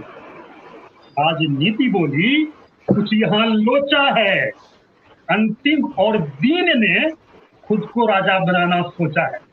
धन्यवाद। बहुत सुंदर विभूति, बहुत सुंदर। जो आपका जो एक कवि वाला परिचय है वो सामने आया, ये बहुत अच्छा है। आपने कुछ बातें बड़ी अच्छी कही है कि समाधान जनता के पास है। और एक और बात आपने सभी का ध्यान आकृष्ट कराया कि हम कोविड की चर्चा करें, सरकार के काम की चर्चा करें तो पूरी दुनिया पे हमको नजर भी डालनी चाहिए। और मैंने ये एक बात देखी है कि कितना असंतुलित हमारी बहस हो जाती है। हम चर्चा करने लगते हैं यूरोप के कई देशों से, अमेरिका से भी, और उस चर्चा में हमको कहीं ये ध्यान नहीं रहता कि कहीं की आबादी 90 लाख है किसी देश की, कहीं की आबादी 2 करोड़ है। पूरे अमेरिका की भी बात कर लें तो 33, 34, 35 करोड़ है, और हमारे यहाँ हम 135 करोड़ है। तो मुझे लगता है कंस्ट्रक्टिव क्रिटिसिज्म, मतलब क्रिटिसाइज करना है इसलिए क्रिटिसाइज कर रहे हैं, वो वाली बात आने से भी एक दूसरे तरह की प्रतिक्रिया आती है। दूसरी एक बात, एक और मैंने रंग देखा है पत्रकारिता का, और मैं आज इसका उल्लेख जरूर करना चाहूंगा कि जैसे ही आपको लगा कि सरकार ने कुछ अच्छा किया है और आपने सरकार की तारीफ कर दी, तो पता ही नहीं एकदम से आपको इस दृष्टि से देखा जाएगा कि अब आप पत्रकार रहे नहीं। मुझे नहीं पता पत्रकारिता की किस पुस्तक में यह लिखा है कि अच्छे कामों की तारीफ आप नहीं कर सकते हैं। ये किसने बताया, किसने क्या किया, मुझे पता नहीं। इसका कारण ये, इसका प्रभाव, दुष्प्रभाव ये हुआ है कि अच्छे कामों की ना तो लोगों को जानकारी मिलती है, ना उन चीजों के प्रति लोगों का एक आकर्षण बढ़ता है। और इसका सबसे बड़ा उदाहरण आप देखिए, मुझे लगता है वो एक आपराधिक मामला बनना चाहिए था। जिन भी लोगों ने वैक्सीन को लेकर गलत बयानी की और कहा कि ये तो बीजेपी का वैक्सीन है और इस वैक्सीन को लेने से ये हो जाएगा, वो पता नहीं कितनी बातें आई और उसमें कई पत्रकारों ने कई आलेख लिखे, बड़े नामी गिरामी पत्रकारों ने। राजनीति की बात छोड़ दीजिए। तो इन बातों को समझना, मुझे लगता है ये एक मंच बड़ा अच्छा है कि उन सभी बातों को संतुलित ढंग से कैसे रखें। सत्येन, I will come back to you. It was pleasure listening to you. But before that, let me finish the sequence. We are left with one speaker, Niranjan from Devdhar, and the moment he finishes, then after you can again put in your words. It was really interesting. Niranjan, आप हैं क्या जुड़े हुए?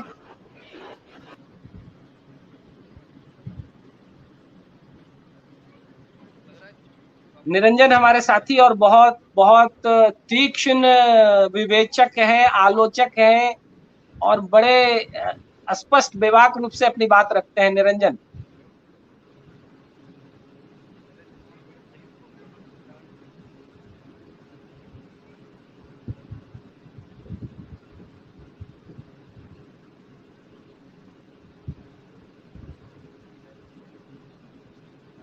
निरंजन आपकी आवाज नहीं आ रही।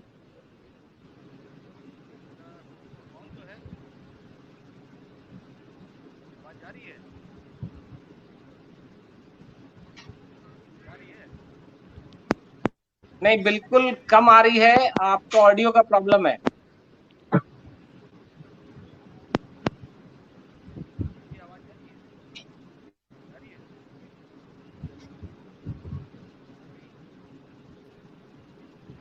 निरंजन भाई, आप एक बार एग्जिट करके दोबारा एंटर होंगे तो आपका ऑडियो का इशू नहीं आएगा। आ गया, हो गया ठीक? एग्जिट करके एक बार एंटर हो जाइए। बताइए। यस यस, ऑडियो आ रही है आवाज?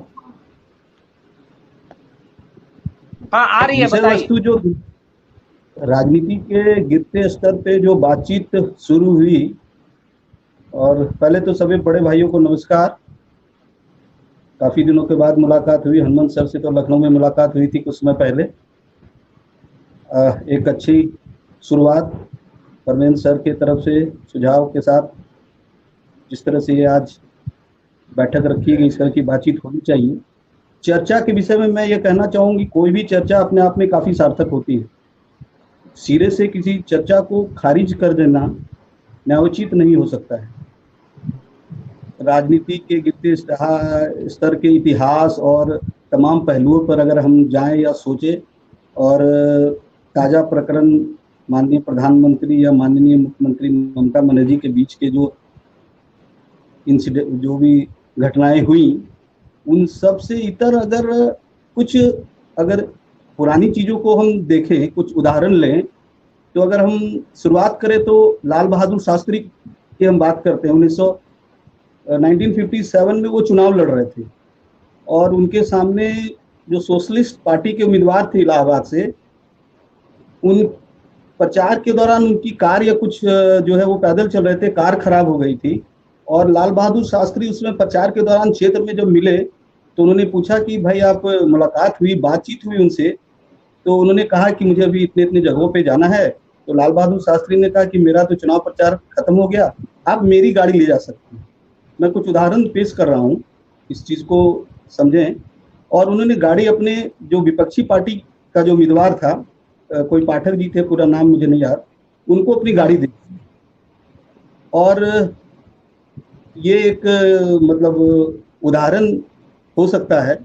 उसके बाद अगर हम सरदार पटेल की बात करें, खेड़ा लोकसभा में, गुजरात के लोकसभा क्षेत्र से उनकी बड़ी बेटी जो चुनाव लड़ रही थी, तो सरदार पटेल ने कहा था कि मैं इसमें किसी तरह की मदद नहीं करूंगा या मैं तुम्हारे कैंपेन में नहीं जाऊंगा। कि उस समय जो साथ में वहाँ पर जनसंघ के जो उम्मीदवार थे जो चुनाव लड़ रहे थे, उनसे भी एक जो प्रगाढ़ता मित्रता थी सरदार पटेल की। तो ये सब देखना होगा कि राजनीति के गिरते स्तर में ये तमाम उदाहरण, राजीव गांधी का अटल बिहारी वाजपेयी को इलाज के लिए विदेश भेजना, या अटल बिहारी वाजपेयी का अपनी सरकार का गिर जाने की स्थिति में भी किसी तरह के कोई एक मतलब गलत मीन्स या कोई भी जो तमाम तरह की चीजें हो सकती थी वो सांसद को अपने पाले में करने के लिए पैसे का प्रलोभन या तमाम सारी चीजें जो आज होती हैं हो सकती थी, उन्होंने वैसा कुछ नहीं किया। तो ऐसे तमाम दुनिया भर के उदाहरण हैं हमारे समाज में। और रास्ता जो ये कहा जा रहा है कि समाज ये हो गया, समाज ऐसा हो, समाज वैसा हो गया, समाज में बेचैनी है, समाज अपना रास्ता खुद तय करेगा। आज अगर 4 सुप्रीम कोर्ट के 4 बड़े न्यायाधीश निकलकर पब्लिकली आते हैं तो वो एक बेचैनी है जो बता रही है कि रास्ता इसी के बीच से निकलेगा। पत्रकार के रूप में अगर गणेश शंकर विद्यार्थी दंगाइयों की भीड़ में खुद कूद जाते हैं और अपना बलिदान देते हैं, तो ये एक उदाहरण है कि सारी चीजें यहीं से निकलेंगी। और इसके लिए तमाम लोग छोटे छोटे स्तर पे, राइट विंग हो, लेफ्ट विंग हो, मिडिल हो, मतलब सेंटर फॉरवर्ड हो, तमाम तरह के लोग, हर खेमे में लोग हैं, अच्छे लोग हैं, बुरे लोग हैं। ज्ञानेश जी ने राजनीति के अपराधीकरण की बात कही कि 70 क्या मतलब 80 के दशक से नॉर्थ इंडिया के जिस तरह से बाहुबली, बंदूक और ये पैसे का प्रवेश, पहले शराब और ये सब चीजें आई, धीरे धीरे अब चूंकि हो क्या रहा है कि पूंजी अब सब चीज पे कब्जा करना चाहती है। पूंजी आपको हर स्थिति में, उन्होंने पहले संस्थानों को कब्जा शुरू किया, पहले राजनीतिक पार्टियों को गुलाम बनाना शुरू किया, नेताओं को, एमपी को, एमएलए को। अब उन्होंने क्या किया, पार्टियों को अपना, पार्टियों पर हित साधा, पार्टियों के पीछे पैसा लगाना शुरू किया। पार्टियों के बाद अब संस्थाओं को कब्जा करने की बात हो रही है। तो इसमें आप कह रहे हैं कि अमुक पार्टी है, बीजेपी है जो है बिक गई है, या कांग्रेस है बिक गई, नहीं। हर पार्टी की अपनी जरूरतें हैं, हर पार्टी चुनाव लड़ने के लिए, चूंकि आपने चुनाव को ही सब कुछ बना दिया है, चुनाव जीतने को ही सब कुछ मान लिया है कि जो चुनाव जीतेगा वही सबसे बड़ा पॉइनियर होगा, वही सबसे बड़ा, मतलब इस चीज में मतलब मशीनरी जो बनेगी, चुनाव जो जीतेगा वही सब कुछ है। उस मतलब चुनाव जीत करके संसद में आ जाएगा। पहले संसद में अगर लोहिया जी बोलते थे और उनकी बात भी सुनी जाती थी, आज संसद में उस तरह की बातों, उस तरह की बहसों का दौर नहीं रह गया। अगर एक प्रधानमंत्री पूर्व प्रधानमंत्री पर इस तरह की मतलब टिप्पणियां करता है, मैं किसी के नाम या व्यक्तिगत नाम लेके बात नहीं कर रहा हूँ, सारे लोग पत्रकार हैं और उससे ज्यादा भी जानते होंगे, अच्छे संस्थानों में सारे कुछ घटनाक्रम को पिछले 20, 30, 35 सालों से वरिष्ठ लोग देखते आए होंगे कि रेनकोट पहन के नहाना, या बहुत संसद में जब आप बात करते हैं, चुनावी सभाओं में बात करना एक दूसरी बात होती है और संसद में कहीं बात एक दूसरी बात होती है। हाँ, नीति निर्धारण होता है, सारी चीजें आप इस देश के लिए वहां से तय करते हैं और वहां पर इस तरह की बातें होती हैं। तो सवाल ये है कि इस तरह की जो चीजें हैं समाज में घट रही हैं और उसके बीच जो है जन समर्थन के रूप में हम आप इस खेमे में उस खेमे में चले गए हैं, वो ठीक है, लेकिन एक जगह पे ये देखना होगा कि चाहे वो राष्ट्रवाद की बात हो, देशवाद हो, तो राष्ट्रवाद सिर्फ भारत माता की जय बोलने से या आप जोर जोर से हिंद बोल देने से नहीं होगा, ठीक है। राष्ट्रवाद आप उस सेना के सिपाही से पूछिए जो बिना मतलब किसी रैली में या किसी नेताओं के आगे पीछे घूमते हुए बिना अपनी शहादत देता है। तो राष्ट्रवाद का मतलब परिवार में पिता जा सकता है जो जिनके लोगों ने सीमा पर अपनी जान दी। तो ये सब चीजें हैं मोटा मोटी। और राजनीति में अगर आप कहें कि नेहरू और पटेल, आपको याद होगा जब काफी लोग जानते होंगे सरदार पटेल की जब मतलब लगभग बहुत हालत खराब थी, तबीयत खराब थी, तो उन्होंने मतलब राजेंद्र प्रसाद से कहा कि मेरी तबीयत खराब है और ऐसी स्थिति में नेहरू के आसपास भी ऐसे लोग हैं, तमाम लोग हैं, ऐसे लोगों से नेहरू को बचाकर उनकी आपको मदद करनी। हमारे लोगों में हमने तमाम लोग, हम लोग इस ग्रुप से जुड़े हुए हैं, हम तमाम लोग जब किसी चीज पर बात करते हैं तो सहमति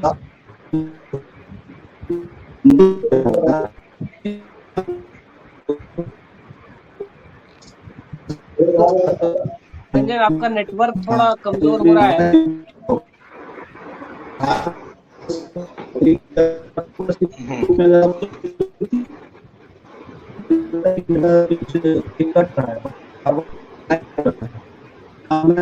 रंजन, आपका नेटवर्क थोड़ा कमजोर हो रहा है क्या?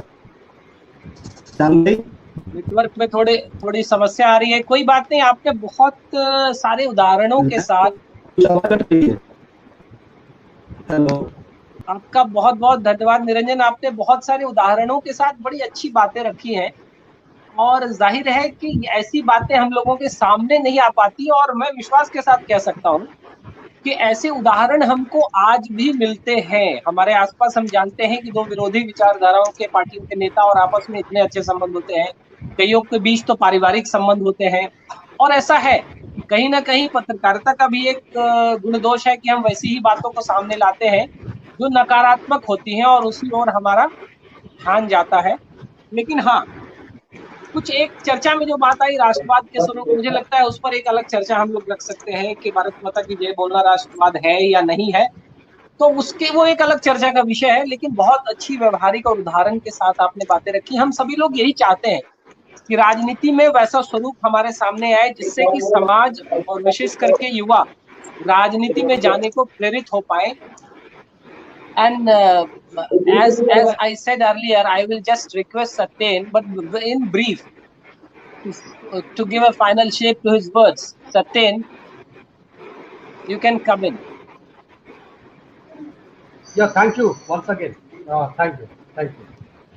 The sole point I would like to make that if suppose we can continue with the same sort of, trained in the politics, like while governments may have their way, the opposition must have its say.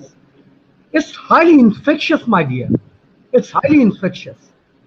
It can simply, degenerate the health of the Indian politics and the democracy to the core. So what we need is basically, we call this journalism the fourth pillar of the democracy. But are we, doing the service to the nation? That needs to be, understood. That needs to be questioned from within. Because if we will continue to do so, we will forget the main purpose of our journalism and its, the motive itself. We must develop the power to call a spade a spade. What is truth? It has to be come out at any point and at any separation. Once we will start doing this, naturally every institution will favor the democracy to rise.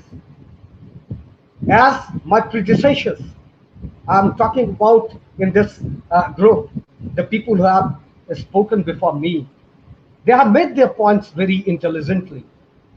Once again, I would like to just remind one of the points of Gyaneshji, that this purpose of politics is what? Pragmatism, as people say, the pragmatic politics is simply to go, it has become, from the cottage industry to a multi-dollar industry. Yes, it is. But the purpose has lost. But we need to inculcate those particular things which are necessary to define democracy and make it more and more stronger. I have not lost hope, even with all this. Because at this stage, what I feel, that one who sparks it also has the ability to transform it to love. Basically, he who creates sadness has the ability to convert it to happiness. He who creates darkness can also be awakened to produce illumination. So politics will also be cleansed one day. And that is once the electorate will mature. And for the electorate to mature, we need to call a spade a spade. We need to just firmly remain with the power of the truth. Thanks. Thank you, Satyen, for your precious words. And again, you have emphasized the role of the common citizen. As stronger they are, as mentally very sharp they are to analyze the things, that will change the scenario. And I will just say one thing, that while criticizing or while praising, we have to be balanced.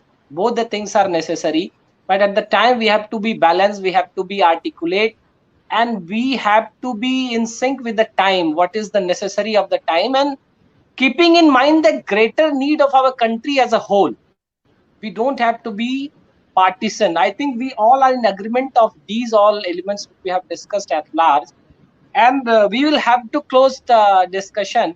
And at last मैं request करूंगा, अभी अपने 3 वरिष्ठ सहयोगी जुड़े हैं, मैं ज्ञानेश जी से और प्रमेंद्र जी से और राव साहब से एक फाइनल कमेंट, एक अपने इस प्रयास को लेकर भी और इन सारी चर्चा को लेकर भी 1-1 मिनट में वो फाइनल कमेंट आए, then we will close the discussion. Gyanesh ji. हाँ जी, 2 बातें हैं इसमें। एक तो प्रयास अच्छा है, और दूसरी बात ये कि बीच में जो टॉपिक है कि राजनीति का स्तर जो गिरता जा रहा है, हम लोग को इस पर चर्चा करनी चाहिए थी, न कि राष्ट्रवाद। और दूसरी बात, जो आप जो एक बात कह रहे थे कि वो वैक्सीन को लेकर के कितने लोगों ने क्या लिखा, पत्रकारों को पॉजिटिव लिखना चाहिए कि नहीं लिखना चाहिए, उसमें भी स्पष्ट है कि देखिए, सरकार के पास जो अच्छा काम है उसको लिखना चाहिए, लेकिन सरकार के पास ये बात बताने के लिए कि वो अच्छा काम कर रही है, उसके पास विज्ञापन होता है, पीआर होता है, जनसंपर्क विभाग होता है। पत्रकारों का अभी तक जो मान्यता है, कोई धर्म ग्रंथ नहीं है इसका, कि वो जनता की आवाज होती है, जो विपक्ष होती है, जिसके पास ऐड का कोई रेवेन्यू नहीं देता है, वो नहीं डालता है ये टीवी चैनल पर विज्ञापन। तो हमें विपक्ष की आवाज बननी चाहिए। एक मोटा कॉन्सेप्ट है, परसेप्शन है, ऐसा नहीं कि ये कोई धर्म ग्रंथ है। पहली बात, मैं इस पर कोई बहुत ज्यादा नहीं फोकस करूंगा, लेकिन पत्रकारों को हर चीज में नहीं पढ़ना चाहिए। और किसी वक्ता ने अच्छी बात कही थी कि पहले से ज्यादा सहभागिता बढ़ी है मौजूदा दौर में, लेकिन हम जो चर्चा कर रहे थे कि पत्रकारिता राजनीति का असर गिर गया है, तो मैं इस टॉपिक के अस्तित्व पर या इसके विषय पर नहीं कम, मैं कह रहा था कि देखिए, राजनीति का असर इतना गिर चुका है कि इस पर चर्चा करना बेमानी है। मेरा कहने का सिर्फ ये था, मतलब कि देखिए, राजनीति अब कॉर्पोरेट हो गया है, कॉर्पोरेट हो गया, पहले समाज सेवा था। और दूसरी बात, राजनीति का जो स्तर है, लखनऊ में था राजनाथ सिंह के चुनाव प्रचार के दौरान में अपोजिट पार्टी के आचार्य प्रमोद कृष्णम मेरे सामने में कचहरी में मिले, उनके राजनाथ सिंह के सुपुत्र ने मेरे सामने उनका पैर छूकर प्रणाम किया, आशीर्वाद दिया। दोनों चुनाव लड़ रहे थे, ये मुख्य इसके कैंपेन कर रहे थे, मैंने वो आंखों से देखा। तो राजनीति का स्तर ये भी देखा है हमने इस मौजूदा दौर में भी, जहां हम चर्चा कर रहे हैं कि राजनीति का स्तर गिर गया।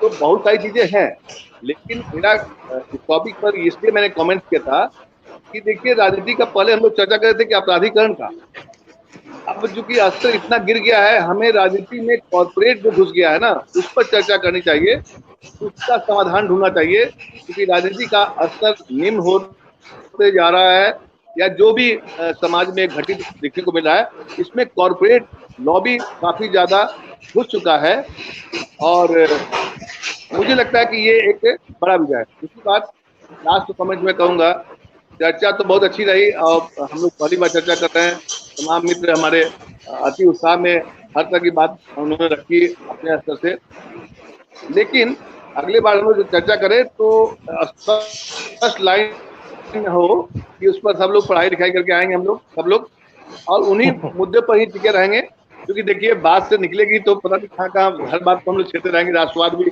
आज की तारीख में सबसे बड़ा एक टॉपिक है, राष्ट्रवाद और राष्ट्रवादी पत्रकार, ये सबसे ज्यादा चर्चा में है इस वक्त अभी, तो हमें उसका भी ख्याल रखना होगा। अगली बार उसकी चर्चा राष्ट्रवादी सरकार भी है,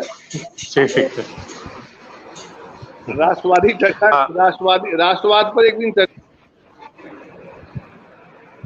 अभी उसका तय करेंगे। अभी एक बार इसको हम लोग क्लोज करते हैं। प्रमेंद्र जी।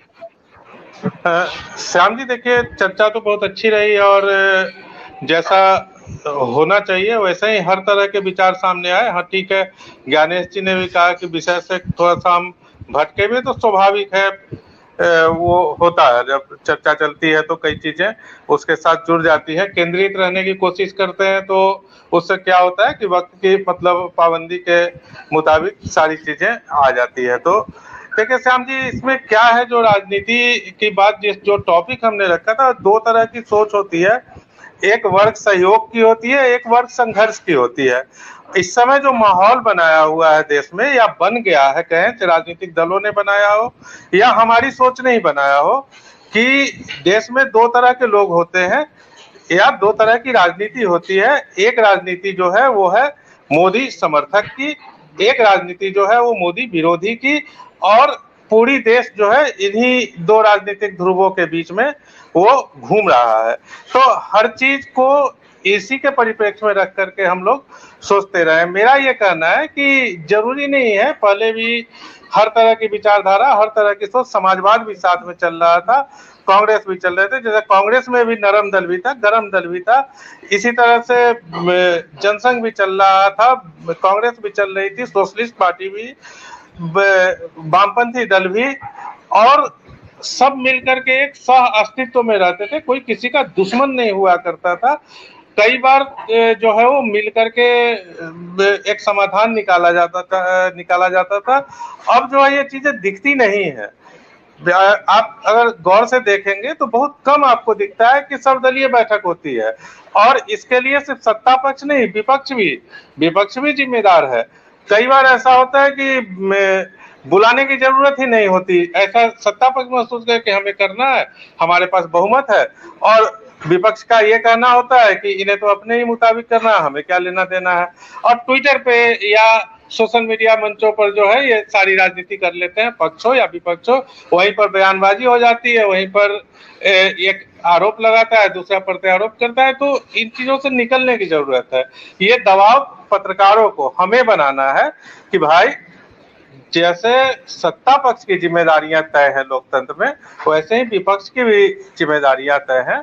बिना सशक्त विपक्ष हो या जो जनता चुने उसके मुताबिक जो भी विपक्ष सामने आए, उनको छोड़ करके आप नहीं चल सकते कि हमारे पास बहुमत वाली सरकार, श्याम जी, इंदिरा जी की भी सरकार थी, लेकिन इमरजेंसी लगा दी उन्होंने। तो हम ये नहीं कह सकते कि बहुमत की सरकार के फैसले हमेशा देश हित में होते हैं और जनहित में होते हैं। बहुमत की सरकार के फैसले भी जनहित के खिलाफ जा सकते हैं, इसमें कोई ये बात नहीं है। और दूसरी बात ये कि गठबंधन की जो सरकार है, अल्पमत की सरकार है, उन सरकारों के फैसले समझौतावादी होते हैं, ऐसा भी नहीं है। अटल जी की गठबंधन सरकार देश ने, मतलब हम सबने देखी है, और अटल जी ने किस तरह से, किस कुशलता के साथ उसे चलाया, ये भी देखा है। आज भारतीय जनता पार्टी के लोग अगर अटल जी को उस मंच पे जाके और पार्टी से ऊपर उठकर, मतलब अपनी पार्टी के संस्थापक अध्यक्ष और मार्गदर्शक के रूप में देखते हैं, नमन करते हैं, तो कांग्रेस के लोग भी अटल जी की बात करते हैं। ये हम लोग अक्सर सुनते रहे हैं कि नेहरू जी ने ये कहा था कि अटल जी जैसे वक्ता, मतलब उनकी तारीफ की थी सार्वजनिक रूप से। तो एक उस तरह की चीजें आनी चाहिए, सब साथ चल सकते हैं, और यही हमारी कोशिश भी है कि समाधान यहीं से निकलेगा कि हम सब मिल करके, जो हमारी मिट्टी की जो ये है हमेशा परंपरा है भारत की, उसके मुताबिक चलें, मिलकर चलेंगे, क्यों नहीं समाधान निकलेगा। बिल्कुल निकलना चाहिए, निकलने की उम्मीद भी है और निकलेगा। बहुत बहुत बेहतर। जिनका ऑडियो म्यूट नहीं है, मैं आग्रह करूंगा कि वो ऑडियो म्यूट कर लें, और अंत में मैं राव साहब से आग्रह करूंगा फाइनल कमेंट। जी धन्यवाद श्याम जी, बहुत अच्छी परिचर्चा रही आज, बहुत सारे बिंदु निकल करके आए इस परिचर्चा से, और कुल मिला के अगर इसका सार देखा जाए तो ये तो बहुत जरूरी है कि राजनीति में शिष्टाचार और एक दूसरे के प्रति सम्मान, ये सारी चीजें बहुत जरूरी हैं, क्योंकि हम इतना बड़ा डाइवर्स नेशन है, इतनी बड़ी देश है, इतनी विभिन्न संस्कृतियां हैं, तरह तरह के विचार हैं, और ऐसे में अगर राजनेताओं का एक दूसरे के प्रति व्यक्तिगत सम्मान नहीं होगा, संस्थागत सम्मान नहीं होगा, तो ये देश नहीं चल सकता है। कोई भी किसी भी पद पे बैठे, मैंने जैसा शुरू में भी कहा था कि यदि विपक्ष के नेता को बुलाना ही था, तो एक बार मुख्यमंत्री से अगर इसकी ऑफ द रिकॉर्ड चर्चा हो जाती तो शायद इतना बड़ा बखेड़ा नहीं खड़ा होता। प्रधानमंत्री का समय बहुत महत्वपूर्ण होता है, मुख्यमंत्री का समय बहुत महत्वपूर्ण होता है, इन दोनों के समय से पूरे देश का समय जुड़ा हुआ है। 130 करोड़ लोगों की आबादी का जो है भविष्य तय होता है। ये गैर जिम्मेदाराना स्थितियों में ये लोग नहीं आ सकते हैं। अब चूंकि आ रहे हैं, ऐसी स्थितियां हो रही हैं, और इसीलिए हम लोगों ने ये विमर्श किया है कि आखिर इन स्थितियों में कौन पहले घंटा बजाएगा, कौन इन चीजों को नियंत्रित करेगा। तो तमाम सारे वक्ताओं ने बहुत अच्छे सुझाव दिए। ये सुझाव निकल के आया कि चूंकि पत्रकार जो है वो, उसका ये दायित्व है, ये उसका जो है व्यवसायिक दायित्व है, प्रोफेशनल दायित्व है कि वो ऐसी चीजों पे नजर रखे, ऐसी चीजों को इंगित करे, ऐसी चीजों को बताए। और जो बिल्ली के गले में घंटी बांधने वाली जो बात है, इसके लिए पत्रकार को आगे आना पड़ेगा और उसी को घंटी बांधनी पड़ेगी, चाहे वो मोदी जी के गले में घंटी बांधनी हो, चाहे ममता जी के गले में घंटी बांधनी हो। मेरे कहने का मतलब कि बड़े से बड़े राजनेता को भी अगर आईना दिखाना हो तो पत्रकार को ही आना पड़ेगा, घटनाओं को उसकी गति में पकड़ना होगा और उसके लय और ताल को ठीक करना होगा। ये काम पत्रकार है। फिर बात ये आई कि पत्रकार भी बहुत सारे किंतु परंतुओं में फंसे हैं। तो अल्टीमेटली लोकतंत्र में ये जनता जनार्दन ही होती है जो एक फाइनल दिशा दिखाती है, और यही हमारे लोकतंत्र की खूबसूरती भी है। और भारत की जनता ने कई बार कई मुद्दों पे एक बेबाक राय दे करके ऐसे फैसले किए हैं जहां उन्होंने सर्वशक्तिमान सरकारों को पटका भी है। इसलिए हम लोग को बहुत निराश होने की जरूरत नहीं है।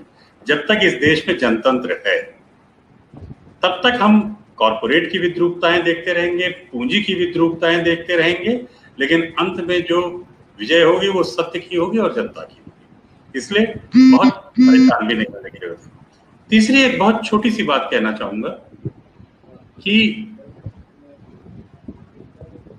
जब कभी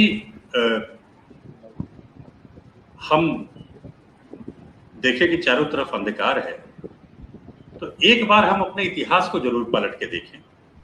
उस इतिहास से हमको इतने उदाहरण मिल जाते हैं, जैसे बहुत सारे साथियों ने उदाहरण दिए कि कब राजीव गांधी ने अटल जी की मदद की, कब किसने किसकी मदद की।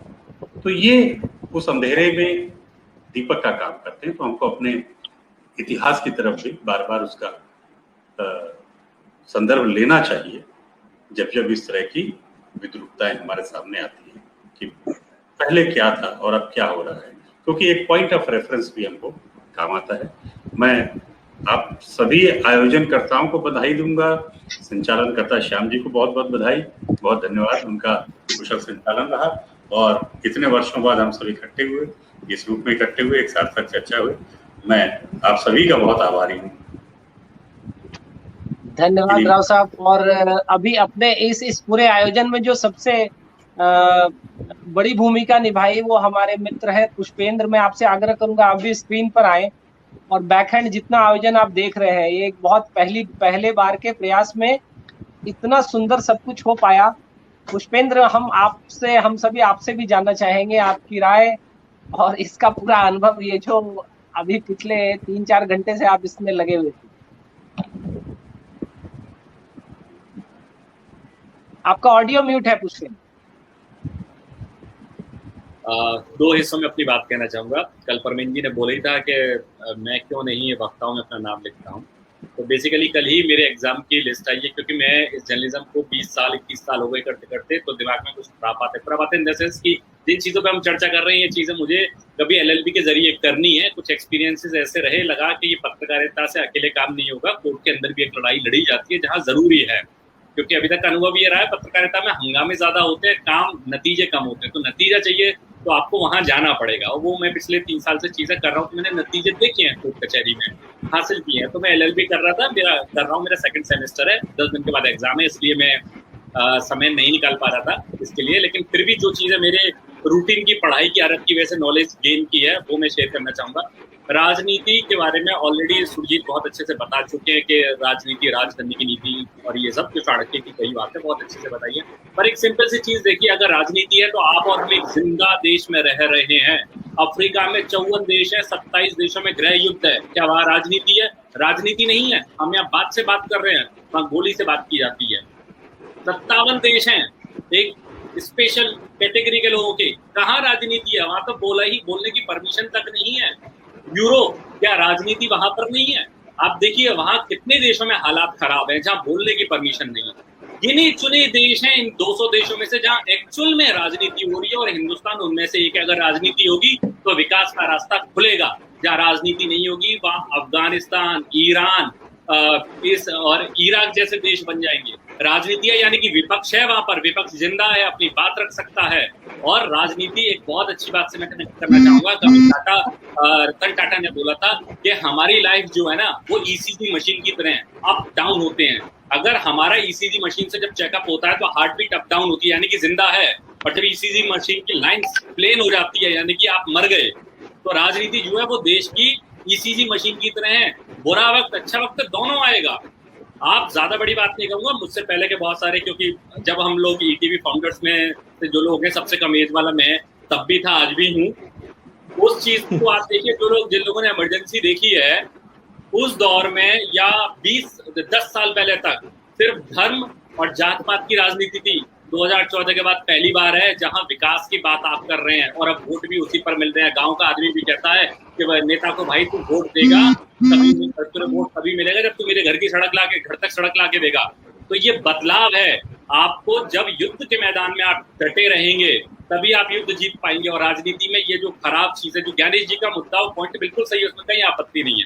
लेकिन यह है कि अगर हम मैदान ही छोड़ देंगे तो युद्ध क्या जीतेंगे? सिस्टम में रह के आपको सिस्टम बदलना पड़ेगा, राइट। और इन सब चीजों के लिए नेता बिल्कुल जिम्मेदार नहीं है। मैं कहता हूँ जिम्मेदार तो हम लोग हैं। क्यों तमिलनाडु में आदमी जो एक शराब की बोतल के लिए वोट दे देता है, महिला एक साड़ी के लिए वोट दे देती है, नेताओं को खराब कौन कर रहा है? हम कर रहे हैं ना। तो उनको हम जिम्मेदार ठहरा, उससे ज्यादा तो हम लोग जिम्मेदार हैं। मतलब हम अपनी वैल्यू ये तय करके बैठे हैं, हमारी वैल्यू 500 रुपए की एक साड़ी, 100 रुपए की एक शराब की बोतल, या एक टीवी का ऑफर, या 72,000 रुपए का ऑफर। सिर्फ इतनी है हमारी वैल्यू। इसके लिए हम उन्हें वोट दे रहे हैं, वो हमें उल्लू बना रहे हैं। और जिन लोगों को लगता है ये अपॉर्चुनिटी अच्छी, ज्ञानेश जी ने बहुत अच्छी बात बोली कि ये बिजनेस बन चुका है, और फैक्ट है ये बिजनेस बन चुका है। राजनीति में आने के लिए आदमी पैसा इकट्ठा करता है। कई ऐसे लोगों को मैं पर्सनली जानता हूँ जिन लोगों ने मार्केट से पैसा उठाया है, लोन लिया है, पर्सनल लोन, बैंकों से नहीं है, दोस्तों से लिया है कि मुझे चुनाव लड़ना है, क्योंकि मैं अगर वहां चुनाव जीत गया प्रधान का या एमएलए का, तो इतना पैसा कमाऊंगा और उसमें से पूरे उतना दूंगा। वाकई में ये बिजनेस बन चुका है। तो अगर हमने इसे खराब किया तो ठीक भी हमको ही करना है। और दूसरी बात ये तकनीक की, कि ये चीजें तो समय के साथ, जैसे बदलाव में, जब टीवी में था तभी मैंने ये डिजिटल करना शुरू किया, और करते करते ये चीजें यहाँ आ गई। राजनीति से जोड़ूंगा, हमें अपने बदलते दौर के साथ बदलना पड़ेगा। अगर नहीं बदलोगे तो ईरान, अफगानिस्तान बदलते देर नहीं लगेगी। 2 कंट्री बने थे 1947 में, इंडिया और पाकिस्तान। एक में राजनीति जिंदा है और दूसरे में नहीं है। इससे अच्छा और शानदार एग्जाम्पल नहीं हो सकता। अब देख लीजिए कि किसको राजनीति करनी है और किसको नहीं। That's it. बहुत अच्छा। मुझे लगता है कि समापन के लिए जितना अच्छा एक कमेंट आना चाहिए था वो आ गया। और तस्वीर को अगर हम तुलनात्मक रूप में देखेंगे, दुनिया के कई देशों का उदाहरण आपने दिया, पुष्पेंद्र, बहुत अच्छा है। भारत के अंदर भी एक दूसरे राज्यों से तुलना करेंगे तो बहुत सारी बात स्पष्ट होगी। बस एक अंतिम टिप्पणी के साथ मैं इस चर्चा को यहीं विराम दूंगा कि हम जब भी कोई बात कहते हैं तो हम ये मानकर कहें कि वो मेरी अवधारणा है, मेरा अनुभव है, मेरा परसेप्शन है। इन दिनों मैं एक दिक्कत ये देखता हूँ कि मैंने कुछ अनुभव किया तो मैं ये बताने का प्रयास करूंगा कि पूरी दुनिया ऐसा ही सोच रही है। समाज विभाजित हो गया है, आग लग गई है, गिरावट हो गई है। ऐसा नहीं होता। ये हमारा विचार है, मेरा अनुभव है। हो सकता है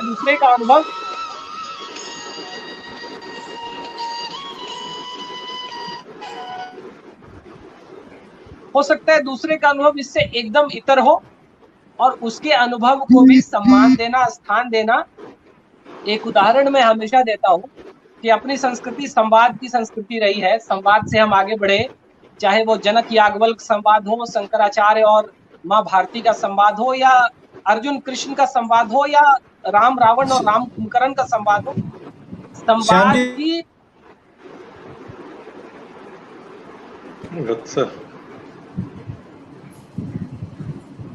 संवाद की अनिवार्यता, संवाद की प्रमुखता, संवाद का महत्व रहा। चारवाक जो लोकायत दर्शन के जनक थे, और एक ऐसे समय जब पूरी विचारधारा एक अलग हुआ करती थी, वो कहते थे रणम कृत्वा घृतम पिबेत, मतलब जो है ये शरीर ही है।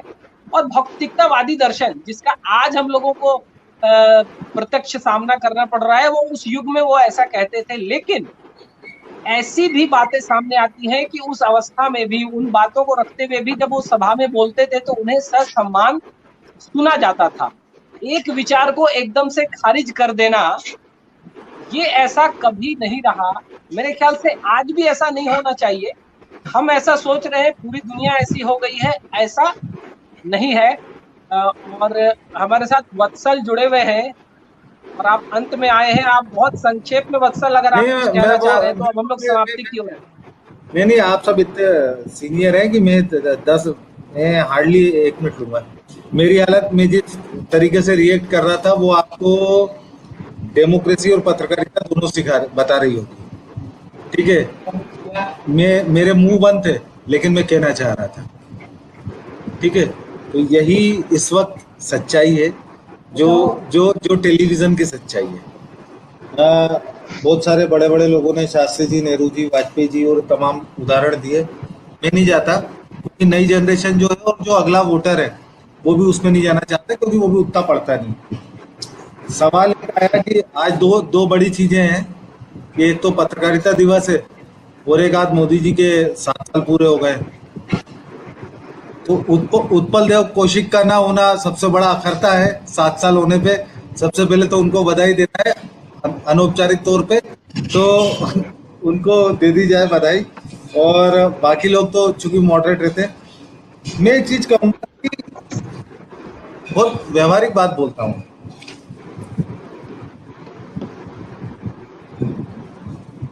पत्रकारिता दरअसल पैसे पे उलझ गई है। देखिए, चैनल चलाना है, पोर्टल चलाना है, अभी शायद रिकॉर्ड हो रहा है, नहीं हो रहा है, आई डोंट नो ये कहाँ जाएगा कहाँ नहीं जाएगा। लेकिन सच्चाई ये है कि यार चैनल चलाना है ना, संस्थान चलाना है ना, पोर्टल चलाना है ना, पैसा चाहिए। पैसा जनसंपर्क देगा। जनसंपर्क कौन चलाता है? या तो मुख्यमंत्री या प्रधानमंत्री। क्यों? क्योंकि आपको आपके पीछे लगे 40 लोगों को संभालना है। एक आदमी के पीछे 4 लोग हैं। तो हम ये बदलाव और मूल्य की बात करते हैं ना कि ये बोफोर्स हमको बड़ा पसंद आया, हवाला कांड हमको बड़ा पसंद आया, हमको बहुत सारी चीजें बड़ी इंटरेस्टिंग लगी, उसकी डायरी, जैन डायरी और ये सब मैंने बहुत सारी चीजें लिख के रखी थी। लेकिन कुल मिला के लब्बुल हुआ भी है कि अब चीजें बदल गई। और मैं बड़ी इंटरेस्टिंग चीज आपको बता दूं कि अब चीजें इससे ज्यादा बुरी तरीके से बिगड़ेंगी। क्योंकि देखिए, ये शतरंज का खेल है। आपने 2 प्यादे चले, उन्होंने घोड़ा चला, आपने ये चला, तो ये सब चीजें होती रहेंगी। और लेकिन हम लोगों को अपना अस्तित्व बचाने की बात है। मैं इसमें बहुत व्यवहारिक बात कहता हूं कि सबसे ज्यादा जरूरी होती है एक पत्रकार की नौकरी बचना, एक पत्रकार का जीवित रहना, एक पत्रकार का। सर, आपसे आग्रह करूंगा बहुत संक्षेप में। बस ठीक है, चलिए तो मैं अपनी सभा यहीं समाप्त कर देता हूँ संक्षेप। जय हिंद जनाब। और मैं शुरू से ऐसा था, मैंने इसीलिए तत्काल कर दिया। हाँ बिल्कुल अभी लेकिन आखिरी में काम भी करने हैं इस चर्चा के अलावा। और आखिरी में एक बात बोलूंगा, सत्यन अंग्रेजी जरा कम, माखनलाल में जैसा था वैसा रहा कर, और गंजा हो गया, बाकी बातें फोन पे करेंगे। सभी को जय हिंद जनाब। जी आप गंजा नहीं हुआ। धन्यवाद और सभी का बहुत बहुत धन्यवाद इस कार्यक्रम में जुड़ने के लिए। नमस्ते, good bye. Thank you Shyam ji.